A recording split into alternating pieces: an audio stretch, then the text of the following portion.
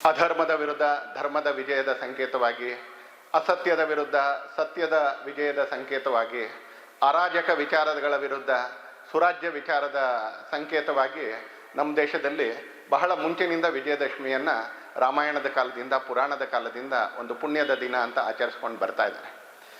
ಪೂಜನೀಯ Keshava Baliram Hedgewar, ಪೂಜನೀಯ doctor G ಅವರು ಸಹ ತಾನು ಮಾಡಬೇಕು ಅಂತ ಹೊರಟಿದ್ದಂಥ ಕಾಲಜಯಿ, ಕಾಲದ ಎಲ್ಲ ಸಮಸ್ಯೆಗಳನ್ನ, ತತ್ಕಾಲದ ಎಲ್ಲ ಸಮಸ್ಯೆಗಳನ್ನ ಜಯಿಸುವಂತಹ ಒಂದು ಸಂಘಟನೆಯನ್ನೇನು ಪ್ರಾರಂಭ ಮಾಡಬೇಕು ಅಂತ ಹೊರಟಿದ್ರೋ ಅವರು ಕೂಡ ಆಯ್ಕೆ ಮಾಡಿಕೊಂಡಿದ್ದು ಅದೇ ವಿಜಯದಶಮಿ ದಿನವನ್ನು.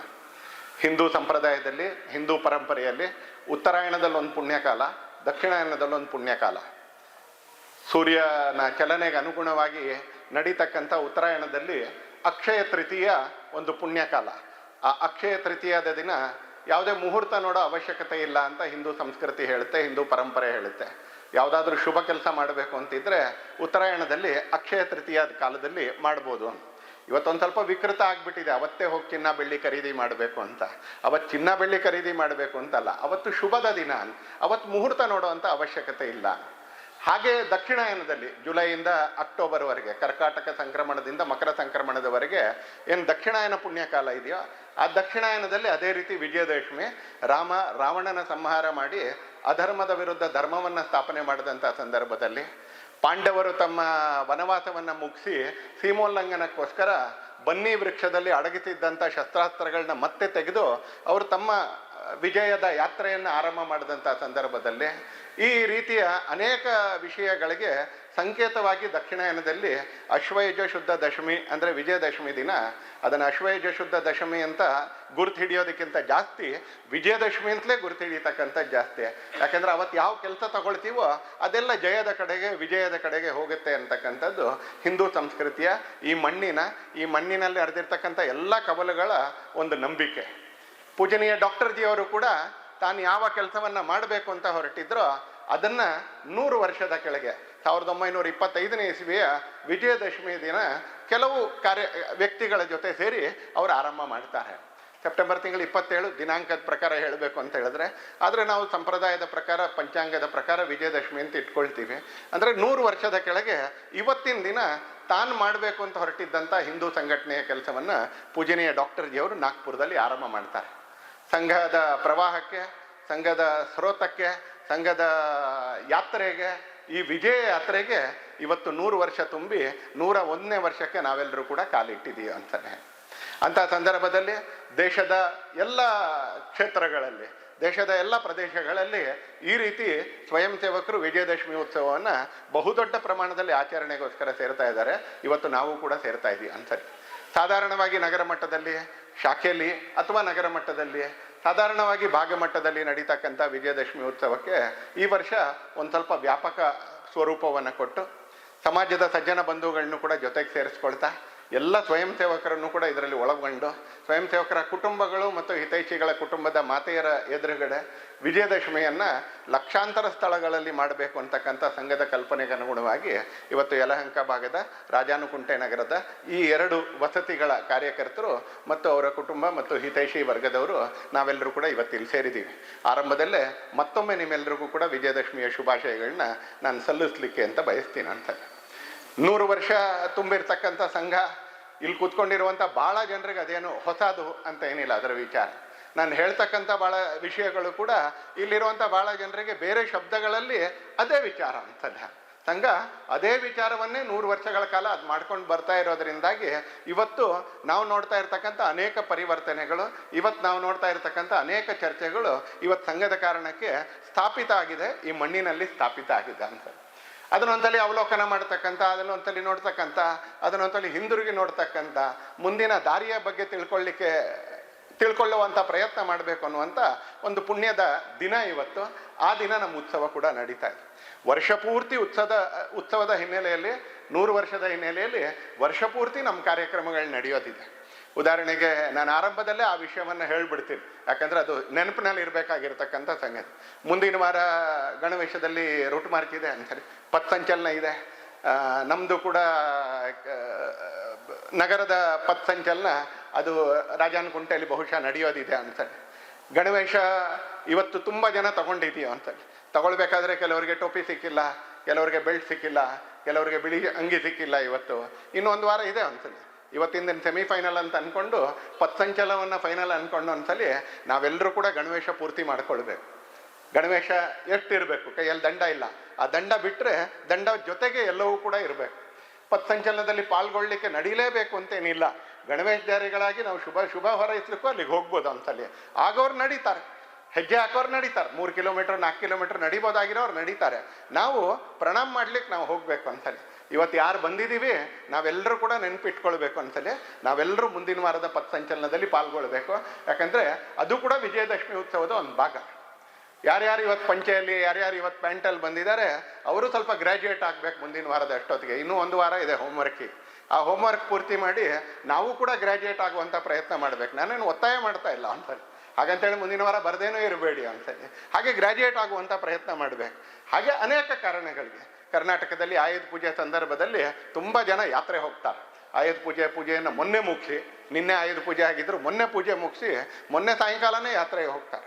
ನಮ್ಮ ಸುತ್ತಮುತ್ತಲಿನ ಮನೆಗಳಲ್ಲೂ ಕೂಡ ತುಂಬ ಮನೆಗಳಲ್ಲಿ ನಾವು ನೋಡಿದ್ರೆ ಧರ್ಮಸ್ಥಳದಲ್ಲಿದ್ದೀವಿ, ಮಂತ್ರಾಲಯದಲ್ಲಿದ್ದೀವಿ ಅಂತ ಹೇಳೋ ಸುದ್ದಿ ಕೇಳ್ಸುತ್ತೆ ನಮ್ಗಂತಲೇ. ಹಾಗೆ ಅವರೆಲ್ಲರೂ ಮುಂದಿನ ವಾರ ವಾಪಸ್ ಬರ್ತಾರೆ. ಇವತ್ತಿರೋರೆಲ್ಲರೂ ಮುಂದಿನ ವಾರ ಎಲ್ಲೂ ಹೋಗಬಾರ್ದು. ಇವತ್ತು ಯಾರು ಪಂಚೆ ಮತ್ತು ಪ್ಯಾಂಟಲ್ಲಿ ಕೂತ್ಕೊಂಡಿದ್ದೀವಿ ಅವರು ಗಣವೇಶಧಾರಿಗಳಾಗಬೇಕು.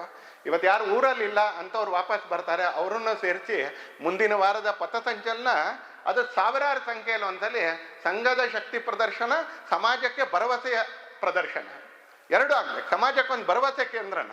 ಸಂಘದ ಶಕ್ತಿ ಪ್ರದರ್ಶನ ಅಂದರೆ ಯಾರನ್ನೂ ಹೆದರ್ಸ್ಲಿಕ್ಕೆ ನಾವು ಶಕ್ತಿ ಪ್ರದರ್ಶನ ಮಾಡೋದಿಲ್ಲ. ನಾವು ಮಾಡ್ತಕ್ಕಂಥ ಸಮಾಜಕ್ಕೊಂದು ಭರವಸೆಗೆ, ಸಮಾಜದ ಎಲ್ಲ ಒಳ್ಳೆಯದಕ್ಕೆ ಆಧಾರವಾಗಿ ನಿಂತ್ಕೊಳ್ತಕ್ಕಂಥ ಒಂದು ಸ್ವಯಂ ಸೇವಿ ಸಂಘಟನೆ. ಪೇಡ್ ಆರ್ಗನೈಸೇಷನ್ ಅಲ್ಲ, ಇದೊಂದು ವಾಲಂಟ್ರಿ ಆರ್ಗನೈಸೇಷನ್.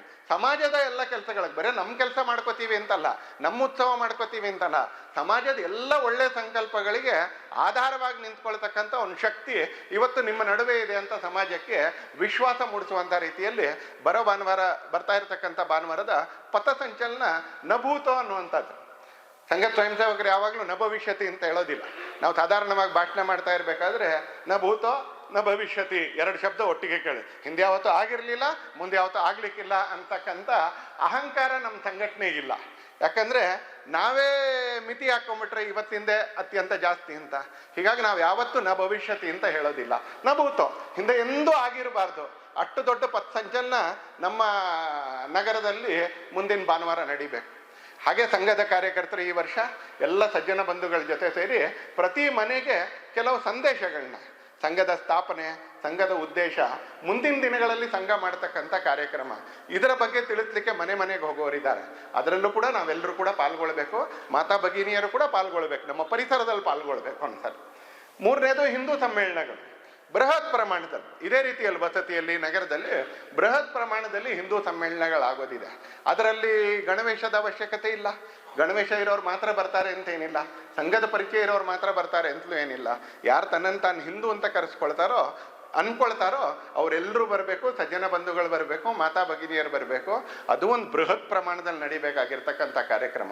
ಅದಕ್ಕೂ ಕೂಡ ಇಲ್ಲಿರ್ತಕ್ಕಂಥ ನಾವೆಲ್ಲರೂ ಕೂಡ ನಮ್ಮ ಪರಿಶ್ರಮ, ನಮ್ಮ ಯೋಗದಾನ ಇವೆರಡೂ ಕೂಡ ಆ ಸಂದರ್ಭದಲ್ಲಿ ಸಾಮೂಹಿಕವಾಗಿ ನಮ್ದು ಇರಬೇಕು. ಇನ್ನು ಉಳಿದಿರ್ತಕ್ಕಂಥ ಚಟುವಟಿಕೆ ಅದು ಕಾರ್ಯಕರ್ತರು ಮಾಡ್ತಾರೆ. ನಮ್ಮ ಅಪೇಕ್ಷೆ ಇದ್ದಂಥ ಕಡೆಗಳಲ್ಲಿ ನಾವು ಹೋಗ್ಬೋದು. ಆದರೆ ಈ 3 ಇವತ್ತಿನ ಉತ್ಸವ ಮತ್ತು ಪಥಸಂಚಲನ, 2ನೇದು ಮನೆ ಮನೆ ಸಂಪರ್ಕದ ಅಭಿಯಾನ, 3ನೇದು ಹಿಂದೂ ಸಮ್ಮೇಳನ. ಈ 3ರಲ್ಲಿ ಎಲ್ಲರದ್ದು ಕೂಡ ಪಾತ್ರ ಇದೆ. ಎಲ್ಲರ ಸಹಕಾರ ಕೂಡ ಬೇಕು, ಎಲ್ಲರ ಭಾಗವಹಿಸಬೇಕು ಕೂಡ ಬೇಕು, ಮತ್ತು ಉಳಿದವ್ರನ್ನೂ ಭಾಗವಹಿಸುವ ರೀತಿಯಲ್ಲಿ ಮಾಡಲಿಕ್ಕೆ ನಮ್ಮ ಪ್ರಯತ್ನ ಬೇಕು. ಈ 3 ಚಟುವಟಿಕೆಗಳನ್ನ ಮುಂದಿನ ವಾರದ ಪಥಸಂಚಲನ, ಮನೆ ಮನೆ ಸಂಪರ್ಕ ಮತ್ತು ಹಿಂದೂ ಸಮ್ಮೇಳನ ನಾನು ಆರಂಭದಲ್ಲೇ ನಿಮ್ಮ ಮುಂದೆ ಇಡುವಂಥ ಪ್ರಯತ್ನ ಮಾಡಿದ್ದೀನಿ ಅಂತಲೇ. ಸಂಘ 100 ವರ್ಷಗಳ ಕೆಳಗೆ ಆರಂಭ ಆಯಿತು. 100ನೇ ವರ್ಷ ಮುಗಿಸಿ 101ನೇ ವರ್ಷದ ಹೆಜ್ಜೆ ಇಡ್ತಾ ಸಂದರ್ಭದಲ್ಲಿ ನಾವು ವಿಜಯದಶಮಿ ಉತ್ಸವದಲ್ಲಿ ಮತ್ತೊಂದ್ಸಲಿ ನಮ್ಮ ಕೆಲಸವನ್ನು ನೆನಪು ಮಾಡ್ಕೊಳ್ಳೋಕ್ಕೆ, ನಮ್ಮ ವಿಚಾರವನ್ನು ಮೆಲುಕು ಹಾಕಲಿಕ್ಕೆ, ಭವಿಷ್ಯದ ದಾರಿಯನ್ನು ಕಂಡುಕೊಳ್ಳಲಿಕ್ಕೆ, ಸ್ಪಷ್ಟ ಮಾಡ್ಕೊಳ್ಳಿಕ್ಕೆ ನಾವಿಲ್ಲಿ ಸೇರಿದ್ದೀವಿ ಒಂದ್ಸಲಿ. ಯೋಚನೆ ಮಾಡಿ, ನಮ್ಮ ದೇಶದಲ್ಲಿ 100 ವರ್ಷಗಳಿಂದ ನಡ್ಕೊಂಡು ಬರ್ತಾ ಇದೆ ಅನ್ನುವಂಥ ಸಂಘಟನೆಗಳು ಎಷ್ಟಿದ್ದಾವೆ ಅಂತ ನೀವೇ ಆಲೋಚನೆ ಮಾಡಿ. ಸಾರ್ವಜನಿಕ ಕ್ಷೇತ್ರಗಳಲ್ಲೇ ಭಾಳ ಕಡಿಮೆ ಸಂಘಟನೆಗಳಿರ್ತಕ್ಕಂಥದ್ದು. ಎಲ್ಲಿ ವಿರೋಧಾಭಾಸ ಅಂತಕ್ಕಂಥ ಶಬ್ದಕ್ಕೆ ಪ್ರವೇಶನೇ ಇಲ್ವೋ, ಕಾನ್ಫ್ಲಿಕ್ಟ್ ಅನ್ನುವಂಥ ಶಬ್ದಕ್ಕೆ ಪ್ರವೇಶನೇ ಇಲ್ವೋ, ಆ ರೀತಿಯಲ್ಲಿ 100 ವರ್ಷಗಳ ಕಾಲ ನಡ್ಕೊಂಡು ಬಂತು ಸಂಘ. ಎಲ್ಲೋ ಒಂದೇ ಜಾತಿಗೆ ಸೇರಿದ್ದ ಅಲ್ಲ, ಒಂದೇ ಭಾಷೆಗೆ ಸೇರಿದ್ದ ಅಲ್ಲ, ಒಂದೇ ರೀತಿಯ ಸ್ವಭಾವಕ್ಕೆ ಸೇರಿದ್ದ. ನಮ್ಮೂರಲ್ಲಿ ತುಂಬ ನಡೆಯುತ್ತೆ, ಲಲಿತಾ ಸಹಸ್ರನಾಮದ ಕೇಂದ್ರಗಳು ನಡೆಯುತ್ತೆ. ಲಲಿತಾ ಸಹಸ್ರನಾಮ ಹೇಳಬೇಕು ಅಂತ ಇರೋರು ಒಟ್ಟಾಗ್ತಾರಂತ. ಅಕ್ಕನವರ ವಚನದ ಕೇಂದ್ರಗಳು ನಡೆಯುತ್ತೆ, ಅಕ್ಕನವ್ರ ವಚನ ಹೇಳಬೇಕು ಅನ್ನೋರು ಒಟ್ಟಾಗ್ತಾರೆ. ಎಲ್ಲೋ ವೇದ ಪಾಠಶಾಲೆ ನಡೆಯುತ್ತೆ, ವೇದ ಹೇಳಬೇಕು ಅನ್ನೋರು ಅದರ ಪಾಠ ಮಾಡಬೇಕು ಅನ್ನೋರು ಅವ್ರು ಒಟ್ಟಾಗ್ತಾರೆ. ಎಲ್ಲೋ ಭಜನಾ ಕೇಂದ್ರ ನಡೆಯುತ್ತೆ, ಭಜನೆ ಬಗ್ಗೆ ಆಸಕ್ತಿ ಇರ್ತಕ್ಕಂಥವ್ರು ಕೇಳ್ತಾರೆ. ಇದು ಸಮಾನ ಆಸಕ್ತಿಯ ತಂಡಗಳು, ಒಳ್ಳೆ ತಂಡಗಳು, ಯಾವುದು ಕೆಟ್ಟದಲ್ಲ, ಇದೆಲ್ಲ ಒಳ್ಳೆ ತಂಡಗಳು. ಆದರೆ ಸಮಾನ ಆಸಕ್ತಿಯ ಕೇಂದ್ರಗಳಿವು. ಅವರು ತುಂಬ ದಿನ ಒಟ್ಟಿಗೆ ಕಾರ್ಯಕ್ರಮ ಮಾಡೋದ್ರಲ್ಲಿ ಒಂದು ಸಹಜತೆ ಇದೆ. ಯಾಕಂದ್ರೆ ಸಮಾನ ಆಸಕ್ತಿಯ ಸಮಾನ ರೀತಿಯ ವ್ಯಕ್ತಿಗಳು ಇವರೆಲ್ಲ. ಆದರೆ ಇವತ್ತು ಇಲ್ಲಿ ಕುತ್ಕೊಂಡಿದ್ದೀವಲ್ಲ, ಇಲ್ಲಿ ಒಂದು ಭಾಷೆಯ ಜನಗಳಿದ್ದಾರೆ ಅಂತ ಏನಿಲ್ಲ. ಇಲ್ಲಿ IT ಮಿಲನ್ನ ಕಾರ್ಯಕರ್ತರು, ಸ್ವಯಂ ಸೇವಕರು ಕೂಡ ಇದ್ದಾರೆ. ಅದು IT ಉದ್ಯೋಗಕ್ಕೋಸ್ಕರ ಬೆಂಗಳೂರಿಗೆ ಬಂದಿರತಕ್ಕಂಥ ದೇಶದ ಎಲ್ಲ ರಾಜ್ಯದವರು ಇದ್ದಾರೆ. ಕೆಲವರಂತೂ ಶಿಸ್ತುಬದ್ಧವಾಗಿ ನನಗೆ ಇವತ್ತಿನ ಕಾರ್ಯಕ್ರಮದಲ್ಲಿ ಕೂತಿದ್ದಾರೆ. ಬಹುಶಃ ಅವ್ರಿಗೆ ನಾನು ಮಾತಾಡ್ತಾ ಇರೋ ಕನ್ನಡ ಕೂಡ ಅರ್ಥ ಆಗ್ಲಿಕ್ಕಿಲ್ಲ, ಪೂರ್ತಿ ಅರ್ಥ ಆಗ್ಲಿಕ್ಕಿಲ್ಲ ಅನ್ನೋಂಥವ್ರಿದ್ದಾರೆ. ಭಾಷೆಯಿಂದ ಕನ್ನಡದವರಿದ್ದಾರೆ, ತಮಿಳ್ನವರಿದ್ದಾರೆ, ಮಲಯಾಳದವರು ಇದ್ದಾರೆ, ತೆಲುಗುನವರಿದ್ದಾರೆ. ಭಾಷೆಯಿಂದ 4 ಭಾಷೆಯವರು ಪ್ರಚನ್ನವಾಗಿದ್ದಾರೆ ಅಂತಲ್ಲಿ. ಹೀಗೆ ಒಂದು ಭಾಷೆಯವರ ನಾವು, ಒಂದು ಭಾಷೆಯವರಲ್ಲ. ಒಂದು ಜಾತಿಯವರ ನಾವು ಅಂತ ಕೇಳಿದ್ರೆ ಒಂದು ಜಾತಿಯವರು ಕೂಡ ಅಲ್ಲ ಅಂತ. ನಮಗೆ ಗೊತ್ತೂ ಇಲ್ಲ ಇನ್ನೊಬ್ರು ಜಾತಿ ಯಾವುದು ಅಂತ. ಅವ್ರು ಯಾವುದೋ ಸರ್ನೇಮ್ ಇಟ್ಕೊಂಡಿದ್ರೆ ಆ ಸರ್ನೇಮ್ ಕಾರಣಕ್ಕೆ ನಮಗೆ ಗೊತ್ತು ಇವ್ರು ಇಂಥ ಜಾತಿಯವರು ಅಂತ. ಸರ್ನೇಮಲ್ಲೂ ಕೆಲವರು ಜನರಲ್ ಸರ್ನೇಮ್ ಆದ್ರೆ, ಉದಾಹರಣೆಗೆ ಯಾರಾದ್ರೂ ರಾವ್ ಅಂತ ಇಟ್ಕೊಂಡಿದ್ರೆ, ಅಥವಾ ವೇದಿಕೆಯಲ್ಲಿ ನಮ್ಮಿಬ್ಬರು ಸಂಘ ಚಾಲಕರಿದ್ದಾರೆ, ಒಬ್ರು ಕುಮಾರ್ ಅಂತ ಸರ್ನೇಮು, ಇನ್ನೊಬ್ರದ್ದು ಬಾಬು ಅಂತ ಸರ್ನೇಮು. ಈ ಬಾಬು ಅನ್ನೋರು ಎಲ್ಲ ಜಾತಿಲೂ ಇದ್ದಾರೆ. ಹೀಗಾಗಿ ನಮಗವರು ಬಾಬು, ಹರೀಶ್ ಬಾಬು ಅವ್ರು ಯಾವ ಜಾತಿ ನಮ್ಗೇನು ಗೊತ್ತಿಲ್ಲ. ಕೇಶವ್ ಕುಮಾರ್ ಅವ್ರು ಯಾವ ಜಾತಿ ನಮಗೆ ಗೊತ್ತಿಲ್ಲ. ಅವ್ರ ಮನೆಗೆ ಹೋದಾಗ ಯಾವುದೋ ಫೋಟೋ ನೋಡಿದ್ರೆ ಅನ್ಕೋಬೋದಷ್ಟೇ, ಅದು ಸತ್ಯ ಆಗುತ್ತೆ ಅಂತ ಏನಿಲ್ಲ. ಹೀಗೆ ಇಲ್ಲಿರ್ತಕ್ಕಂಥವರಲ್ಲಿ ಜಾತಿ ಸೂಚಕವಾಗಿರ್ತಕ್ಕಂಥ ಶಬ್ದ ಯಾರಾದ್ರೂ ಇಟ್ಕೊಂಡಿದ್ರೆ ಅವ್ರ ಜಾತಿ ಗೊತ್ತಾಗ್ಬೋದೇ ಹೊರತು, ರಾಜಕೀಯ ಕ್ಷೇತ್ರದಲ್ಲಿ ಇರೋರ ಜಾತಿ ಅನಿವಾರ್ಯವಾಗಿ ಗೊತ್ತಾಗ್ಬೋದೇ ಹೊರತು ಅಲ್ಲೂ ಮನಸ್ಸಿನ ತಿಳ್ಕೊತೀವಿ ಅಂತ ಏನಿಲ್ಲ. ಆದರೆ ಅಲ್ಲಿ ಟಿಕೆಟ್ ಕೊಡಬೇಕಾದ್ರೆ, ನಾಮಿನೇಷನ್ ಮಾಡಬೇಕಾದ್ರೆ ಅದನ್ನು ತಿಳ್ಕೊಬೇಕಾಗಿರೋ ಪ್ರಸಂಗ ಬರುತ್ತೆ, ಹಾಗಾಗಿ ಗೊತ್ತಾಗುತ್ತೆ ಅಂತ. ಇಲ್ಲಿದ್ರೆ ಅಲ್ಲೂ ಗೊತ್ತಾಗುತ್ತೆ ಅಂತ ಅನೇಕ ಸರಿ ಇಲ್ಲ. ನಾವು ಒಂದು ಜಾತಿಯವರ ಅಂತ ಕೇಳಿದ್ರೆ ನಾವು ಒಂದು ಜಾತಿಯವರನ್ನಕ್ಕೆ ಒಂದು ಜಾತಿಯವರ ಅಲ್ಲ ಅಂತ ನಾನು ಹೇಳಲ್ಲ. ಅದಕ್ಕಿಂತ ಮುಂಚಿಂದು ಅಂದರೆ ಒಂದು ಜಾತಿಯವರ ಅಲ್ಲ ಅಂತ ಹೇಳಕ್ಕೂ ನಮ್ಮ ಹತ್ರ ಮಾಹಿತಿ ಇಲ್ಲ. ಒಂದು ಭಾಷೆಯವರಂತೂ ಅಲ್ವೇ ಅಲ್ಲ ನಾವು. ಒಂದು ಸ್ವಭಾವದವರ ಅಂತ ಕೇಳಿದ್ರೆ ಇಲ್ಲ, ಯಾರೋ ಉಗ್ರ ಸ್ವಭಾವದವ್ರು ಇದ್ದಾರೆ, ಹೊಡಿ ಬಡಿ ಅನ್ನೋರಿದ್ದಾರೆ, ಯಾರೋ ಸದಾ ಕಾಲಕ್ಕೂ ಶಾಂತಿ ಸಮಾಧಾನ ಅನ್ನೋಂಥವ್ರು ಇದ್ದಾರೆ, ಯಾರೋ ಕೆಲವರು ಇದ್ರ ಮಧ್ಯದಲ್ಲಿ ಓಡಾಡೋವಂಥವ್ರು ಇದ್ದಾರೆ. ಒಂದು ಸ್ವಭಾವದವರ ಅಂತ ಕೇಳಿದ್ರೆ ಒಂದು ಸ್ವಭಾವದವರಲ್ಲ. ಒಂದು ಆಸಕ್ತಿಯವರ ಅಂತ ಕೇಳಿದ್ರೆ ಯಾರಿಗೋ ಗಿಡ ನೆಡಬೇಕು ಅಂತ ಆಸಕ್ತಿ ಇದೆ, ಯಾರಿಗೋ ಸಂಸ್ಕಾರ ಕೇಂದ್ರ ನಡೆಸಬೇಕು ಅಂತ ಆಸಕ್ತಿ ಇದೆ, ಯಾರಿಗೋ ಸಮಾಜದ ಕೆಲಸಕ್ಕೋಸ್ಕರ ಹಣ ಸಂಗ್ರಹ ಮಾಡಬೇಕು ಅಂತ ಆಸಕ್ತಿ ಇದೆ, ಯಾರಿಗೋ ಸಮಾಜದ ಕೆಲಸಕ್ಕೋಸ್ಕರ ಟೈಮ್ ಕೊಡಬೇಕು ಅನ್ನೋ ಆಸಕ್ತಿ ಇದೆ. ಅವ್ರ ವ್ಯವಸ್ಥೆಗಳಲ್ಲಿ ಬಂದು ಕೂತ್ಕೊಳ್ತಾರೆ. ಹಲವು ಆಸಕ್ತಿಯ ಜನ ಇದೆಯೋ ಹಂಗೆ. ಹೀಗೆ RSS is a very heterogeneous organisation, ಒಂದು ಥರದವ್ರಲ್ಲ. ಆದರೂ ಕೂಡ 100 ವರ್ಷ ನಾವು ಒಂದಾಗೆ ಬಂದಿದ್ದೀವಿ. We are one even after 100 years. We are not 2 after 100 years. We are 1 after 100 years. And our flow has been continuous in last 100 years. ಕಳೆದ 100 ವರ್ಷಗಳಲ್ಲಿ ನಾವು ಸತತವಾಗಿ ಹರಿತಾನೆ ಇದ್ದೀವಿ. ಒಂದು ಜಾಗದಲ್ಲಿ ಮಾತ್ರ ಮಾಡಿದ್ವಾ, ಒಂದು ಜಾಗದಲ್ಲಿ ಮಾಡಿ ಅಂತಾರಾಷ್ಟ್ರೀಯ ಅಂತ ಹೆಸರು ಹಾಕ್ಕೊಳ್ಳಿಲ್ಲ. ಒಂದು ಮನೆಯಲ್ಲಿ ಅಪ್ಪ ಅಮ್ಮ ಮಗ ಸೊಸೆ ಮಕ್ಕಳು ಇವರೆಲ್ಲರೂ ಆಫೀಸ್ ಬೇರರ್ಸ್ ಆಗಿರ್ತಾರೆ, ಅವರು ನ್ಯಾಷನಲ್ ಆರ್ಗನೈಸೇಷನ್ ಅಂತ ಹಾಕೋತಾರೆ. ಹಾಗಿಲ್ಲ. ಲಡಾಖ್ನಲ್ಲಿ ನಮ್ಮ ಶಾಖೆಗಳಿದ್ದಾವೆ, ಕಾಶ್ಮೀರದ ಕಣಿವೆಯಲ್ಲಿ ಎಲ್ಲಿ ಹಿಂದೂಗಳಿದ್ದಾರೆ ಅಲ್ಲೂ ಶಾಖೆಗಳಿದ್ದಾವೆ. ಕೆಲವು ಮುಸಲ್ಮಾನರು ಸಂಘವನ್ನು ಒಪ್ಪಿ ಇದು ಹಿಂದೂ ರಾಷ್ಟ್ರ ಅಂತ ಒಪ್ಪಿ ಬರ್ತಾ ಇರ್ತಕ್ಕಂಥ ಮುಸಲ್ಮಾನರಿಗೆ ಕಾಶ್ಮೀರ ಕಣಿವೆಯಲ್ಲಿ ಶಾಖೆಗಳಿದ್ದಾವೆ. ದಕ್ಷಿಣದ ಕೇರಳದಲ್ಲಿ ಕನ್ಯಾಕುಮಾರಿಯಲ್ಲಿ ಬಹುತೇಕ ಗ್ರಾಮಗಳಲ್ಲಿ ಶಾಖೆ ಇದೆ. ಕಚ್ನ ಗಡಿಗಳಲ್ಲಿ, ರಾಜಸ್ಥಾನದ ಗಡಿಗಳಲ್ಲಿ, ಪಂಜಾಬ್ನ ಗಡಿಗಳಲ್ಲಿ ಶಾಖೆ ಇದೆ. ಮೇಘಾಲಯ, ನಾಗಾಲ್ಯಾಂಡ್, ಮಣಿಪುರ, ಈ ಥರ ಮೇಘಾಲಯ, ನಾಗಾಲ್ಯಾಂಡ್, ಮಿಜೋರಾಂ ಥರದ ಸಂಪೂರ್ಣ ಕ್ರಿಶ್ಚಿಯನ್ ಮೆಜಾರಿಟಿ ರಾಜ್ಯಗಳಲ್ಲಿ 89% ಕ್ರಿಶ್ಚಿಯನ್ರು, 91% ಕ್ರಿಶ್ಚಿಯನ್ರು, 97% ಕ್ರಿಶ್ಚಿಯನ್ರು ಇರ್ತಕ್ಕಂಥ ರಾಜ್ಯಗಳಲ್ಲಿ ಸಂಘ ಚಟುವಟಿಕೆಗಳಿದೆ, ಸಂಘ ಶಾಖೆಗಳಿದೆ. ಇನ್ನು ಹಿಂದೂಗಳೇ ಬಹುಸಂಖ್ಯಾತರಾಗಿರ್ತಕ್ಕಂಥ ಜಾಗಗಳಲ್ಲಿ ಅನೇಕ ಕಡೆಗಳಲ್ಲಿ ಬಹುತೇಕ ಗ್ರಾಮಗಳಲ್ಲಿ ಶಾಖೆ ಇದೆ. ಇಷ್ಟು ಊರುಗಳಲ್ಲಿ ಸಂಘ ಹರಡ್ಕೊಂಡಿದ್ದಾಗಲೂ ಕೂಡ V are one even after 100 years. ನಾವೊಂದು ಯಾಕೆ ಅಂತ ಕೇಳಿದ್ರೆ ನಮ್ಮ ಮನಸ್ಸಿನಲ್ಲಿ ಒಂದು ವಿಚಾರದ ಬಗ್ಗೆ ಇರ್ತಕ್ಕಂಥ ಶ್ರದ್ಧೆ, ಕಾಶ್ಮೀರದಲ್ಲಿರ್ತಕ್ಕಂಥ ಅಕಸ್ಮಾತ್ ಯಾರಾದರೂ ಮುಸಲ್ಮಾನ್ ಸ್ವಯಂ ಸೇವಕರಿದ್ರೆ ಅವ್ರ ಮನಸ್ಸಿನಲ್ಲೂ ಈ ವಿಚಾರದ ಶ್ರದ್ಧೆ ಕಾಂಪ್ರಮೈಸ್ ಇಲ್ಲ. ಯಾರೋ ಬಂದರೆ ನಾವು ಹಿಂದೂ ರಾಷ್ಟ್ರ, ಯಾರೋ ಬರೆದಿದ್ರೆ ಹಿಂದೂ ರಾಷ್ಟ್ರ, ಯಾರೋ ಬಂದರೆ ಹಿಂದೂ ರಾಷ್ಟ್ರ ಇಲ್ರಿ ಭಾರತ ಅಂತಲ್ಲ. ನಾವು ಯಾರಾದರೂ ಬಂದರೂ ಕೂಡ ಹಿಂದೂ ರಾಷ್ಟ್ರ ಮತ್ತು ಭಾರತ, ಯಾರೋ ಬರೆದಿದ್ರು ಕೂಡ ನಾವು ಹಿಂದೂ ರಾಷ್ಟ್ರ ಮತ್ತು ಭಾರತ. ಒಬ್ರಿಗೆ ಹಿಂದೂ ರಾಷ್ಟ್ರ ಅಂತ ಹೇಳ್ತೀವಿ, ಇನ್ನೊಬ್ರಿಗೆ ಭಾರತ ಅಂತ ಹೇಳ್ತೀವಿ. ಒಬ್ರಿಗೆ ಹಿಂದೂ ಅಂತ ಹೇಳ್ತೀವಿ, ಇನ್ನೊಬ್ರು ಬಂದಾಗ ಭಾರತೀಯ ಅಂತ ಹೇಳ್ತೀವಿ. ಒಬ್ರು ಬಂದಾಗ ಹಿಂದುತ್ವದ ಭಾಷೆಯಲ್ಲಿ ಮಾತಾಡ್ತೀವಿ, ಇನ್ನೊಬ್ರು ಬಂದಾಗ ಸೆಕ್ಯುಲರ್ ಭಾಷೆಯಲ್ಲಿ ಮಾತಾಡ್ತೀವಿ. ಈ ಥರ ನಡೆಯೋದಿಲ್ಲ. ನಾವು ಯಾರು ಬಂದರೂ ಯಾರು ಬರಲಿಲ್ಲ ಅಂದ್ರೂ ನಮ್ದು ಹಿಂದೂ ರಾಷ್ಟ್ರವೇ, ದೇಶವಾಗಿ ಭಾರತವೇ ನಮ್ದು. ಈ ನಂಬಿಕೆಯ ಜೊತೆಗೆ ಕಳೆದ 100 ವರ್ಷಗಳಲ್ಲಿ ಯಾವುದೇ ವಿಷಯದಲ್ಲೂ ರಾಜಿ ಮಾಡ್ಕೊಳ್ಳದೆ, ಯಾವುದೇ ಸಂದರ್ಭದಲ್ಲೂ ರಾಜಿ ಮಾಡ್ಕೊಳ್ಳದೆ, ನಿಷೇಧಕ್ಕೊಳಗದಾಗ ಅದು ರಾಜಿ ಮಾಡ್ಕೊಳ್ಳಿಲ್ಲ.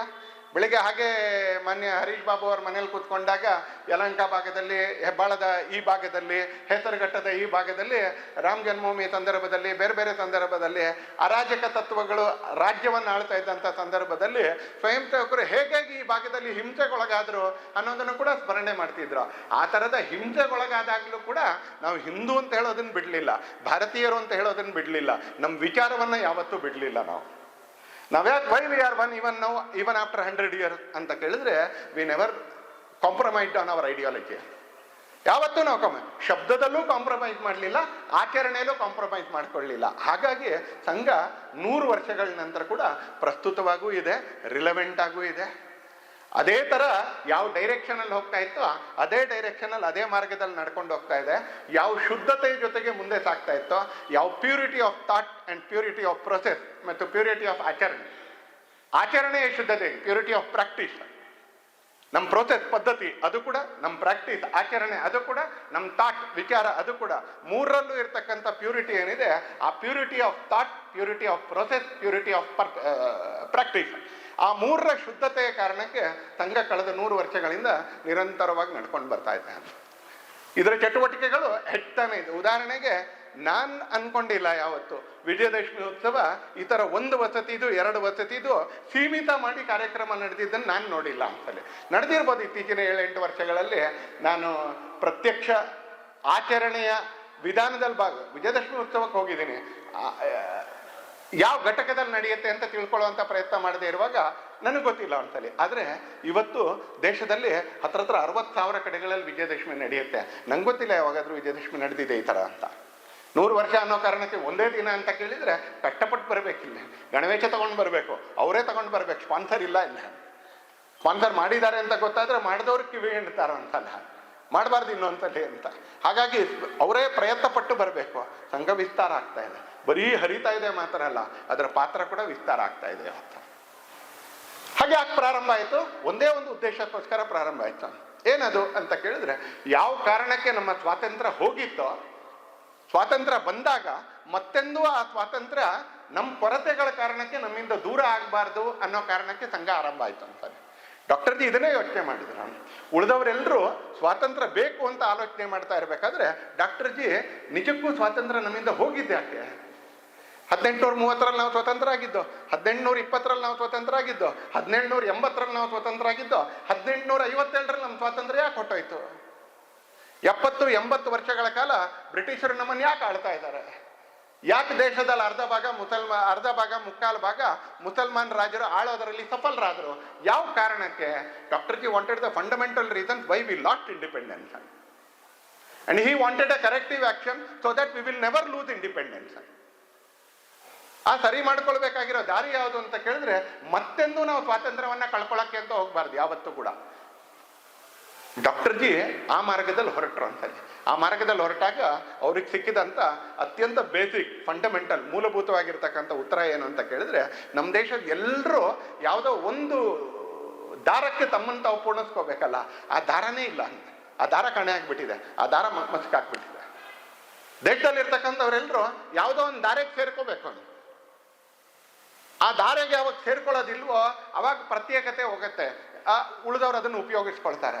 ಡಾಕ್ಟರ್ ಜಿ ಯೋಚನೆ ಮಾಡ್ತಾರೆ, ಇಡೀ ದೇಶದಲ್ಲಿ ನಾನು ಒಂದು ಅನ್ನುವಂಥ ಭಾವನೆ ಅದು ಹಿಂದೂ ಅಂದರೆ ಮಾತ್ರ ಬರೋದು.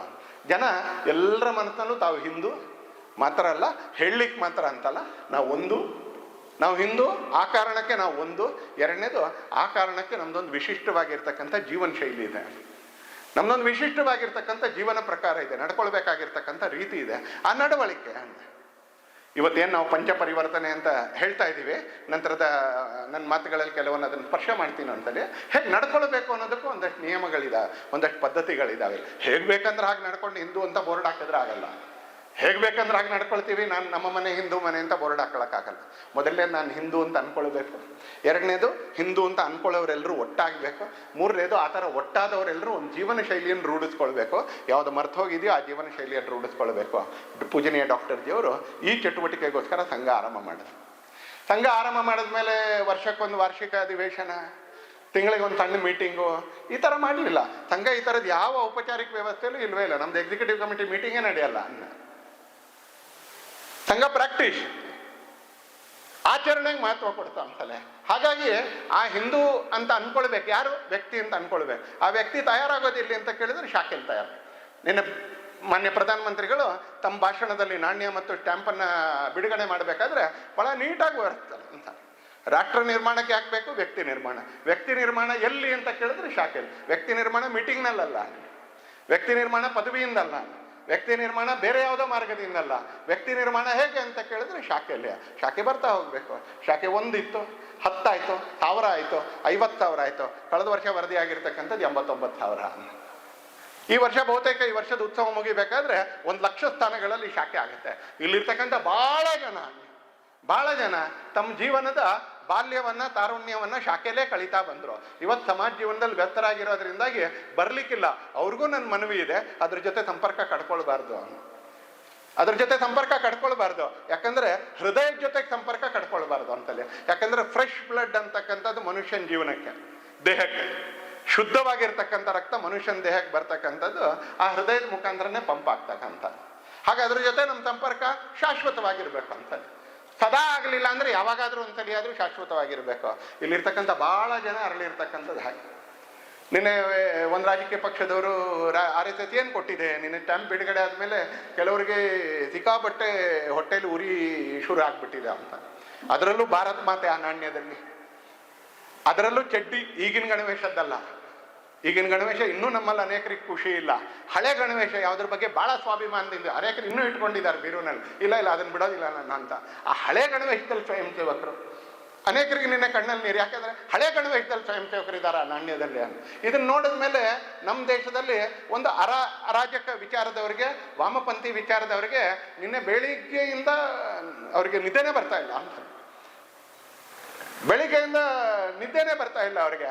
ಆ ಥರ ಇವತ್ತು ಸ್ವಯಂ ಸೇವಕರು ಮಾಡ್ತಾ ಇರ್ತಕ್ಕಂಥ ಚಟುವಟಿಕೆಗಳು ಇವತ್ತು ಅವರಿಗೆ ತೊಂದರೆ ಅಂತ ಅನ್ನಿಸ್ತಾ ಇರುವಂಥ ಸಂದರ್ಭದಲ್ಲಿ ನಾವು ಶಾಖೆಯ ಜೊತೆ ಸಂಪರ್ಕ ಅಂತ ಏನಿದೆ ಇದು ಯಾವುದೇ ಕಾರಣಕ್ಕೆ ನಾವು ಬಿಡಬಾರ್ದು ಅಂತ.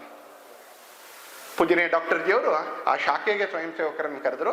ಸಣ್ಣ ಸಣ್ಣ ಚಟುವಟಿಕೆಗಳ ಮುಖಾಂತರ ಆತನನ್ನು ಒಬ್ಬ ರಾಷ್ಟ್ರ ಪ್ರೇಮಿಯಾಗಿರ್ತಕ್ಕಂಥ, ರಾಷ್ಟ್ರದ ಆರಾಧಕನಾಗಿರ್ತಕ್ಕಂಥ, ಸಮಾಜದ ಹಿತವನ್ನು ಬಯಸ್ತಕ್ಕಂಥ ಈ ಉದ್ದೇಶಕ್ಕೆ ಒಂದು ಮನಸ್ಸಿನಿಂದ ಕೆಲಸ ಮಾಡ್ತಾ ಇದ್ದಂಥ ವ್ಯಕ್ತಿಯಾಗಿ ಬದಲಾವಣೆ ಮಾಡಿದ್ರು. ಇವತ್ತು ನಾವು ಎದುರುಗಡೆ ಸ್ವಯಂ ಸೇವಕರಿದ್ದೀವಿ. ಇವತ್ತು ದೇಶದಲ್ಲಿರ್ತಕ್ಕಂಥ ಲಕ್ಷಾಂತರ ಜನ ಈ ರೀತಿ ಇವ್ರೇನು ಅಂತ ಕೇಳಿದ್ರೆ ಇವರು ಸೋಷಿಯಲ್ ಫೆವಿಕಾಲ್ಗಳು, ಇವರೇನು ಅಂತ ಕೇಳಿದ್ರೆ ಸೋಷಿಯಲ್ ಅಧೆಸಿವ್ಸ್. ಇವ್ರ ಸಮಾಜದಲ್ಲಿ ಎರಡೂ ಇರುತ್ತೆ ಒಂದ್ಸಲಿ. ಅಧೆಸಿವ್ ಗಮ್ಮು ಇರುತ್ತೆ, ಫೆವಿಕಾಲು ಇರುತ್ತೆ, ಚಾಕು ಕತ್ರಿನೂ ಇರುತ್ತೆ ಅಂತಲೇ. ಚಾಕುನ ಕತ್ರಿನೂ ಕಟ್ ಮಾಡ್ತಾ ಹೋದ್ರೆ ಅಧೆಸಿವ್ ಗಮ್ಮು ಜೋಡಿಸ್ತಾ ಹೋಗುತ್ತೆ ಅಂತ, ಸೂಜಿ ಜೋಡಿಸ್ತಾ ಹೋಗುತ್ತೆ, ಕತ್ರಿ ಕಟ್ ಮಾಡ್ತಾ ಹೋಗುತ್ತೆ ಅಂತಲೇ. ಇವ್ರ ಸೂಜಿ ಥರ, ಇವ್ರ ಗಮ್ ಥರ, ಇವ್ರ ಫೆವಿಕಾಲ್ ಥರ, ಇವ್ರ ಅಧೆಸಿವ್ ಥರ ವ್ಯಕ್ತಿಗಳನ್ನ ಜೋಡಿಸ್ತಾ ಹೋದ್ರು ಅಂತಲೇ. ಆ ವ್ಯಕ್ತಿಗಳನ್ನ ಜೋಡಿಸ್ತಾ ಜೋಡಿಸ್ತಾ ಜೋಡಿಸ್ತಾ ಇವತ್ತೊಂದು ಅಪಾರವಾಗಿರ್ತಕ್ಕಂಥ ಶಕ್ತಿ ನಿರ್ಮಾಣ ಆಯಿತು. ಯಾವಾಗ ಅಪಾರವಾಗಿರ್ತಕ್ಕಂಥ ಶಕ್ತಿ ನಿರ್ಮಾಣ ಆಯಿತು, ಒಂದು ವಿಚಾರಕ್ಕೆ ಕೆಲಸ ಮಾಡುವಂಥವರು ಪರಿಶುದ್ಧ ಆಚರಣೆಯ ಜೊತೆಗೆ ನಾನು ಒಳ್ಳೆ ಕೆಲಸ ಮಾಡ್ತೀನಿ, ನಾನು ಹೇಗಾದರೂ ಇರ್ತೀನಿ ಅಂತ ಆಗೋದಿಲ್ಲ. ನಾವು ಒಳ್ಳೆ ಕೆಲಸ ಮಾಡೋದ್ರ ಜೊತೆಗೆ ನಾನು ಒಳ್ಳೆ ರೀತಿಯಲ್ಲಿ ಬದುಕಬೇಕು.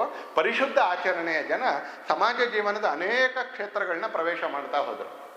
ಕೆಲವಕ್ಕೆ ಸಂಘನೇ ಕಳಿಸ್ಕೊಡ್ತು, ಕೆಲವನ್ನೇ ಸಂಘನೇ ಪ್ರಾರಂಭ ಮಾಡ್ತು. ಆದರೆ ತುಂಬ ಸಲ ಅವರವರೇ ಯೋಚನೆ ಮಾಡಿದ್ರು, ನನ್ನ ಪರಿಸರದಲ್ಲಿ ಒಳ್ಳೇದಾಗಬೇಕು ಅಂತ ಯೋಚನೆ ಮಾಡಿದ್ರು.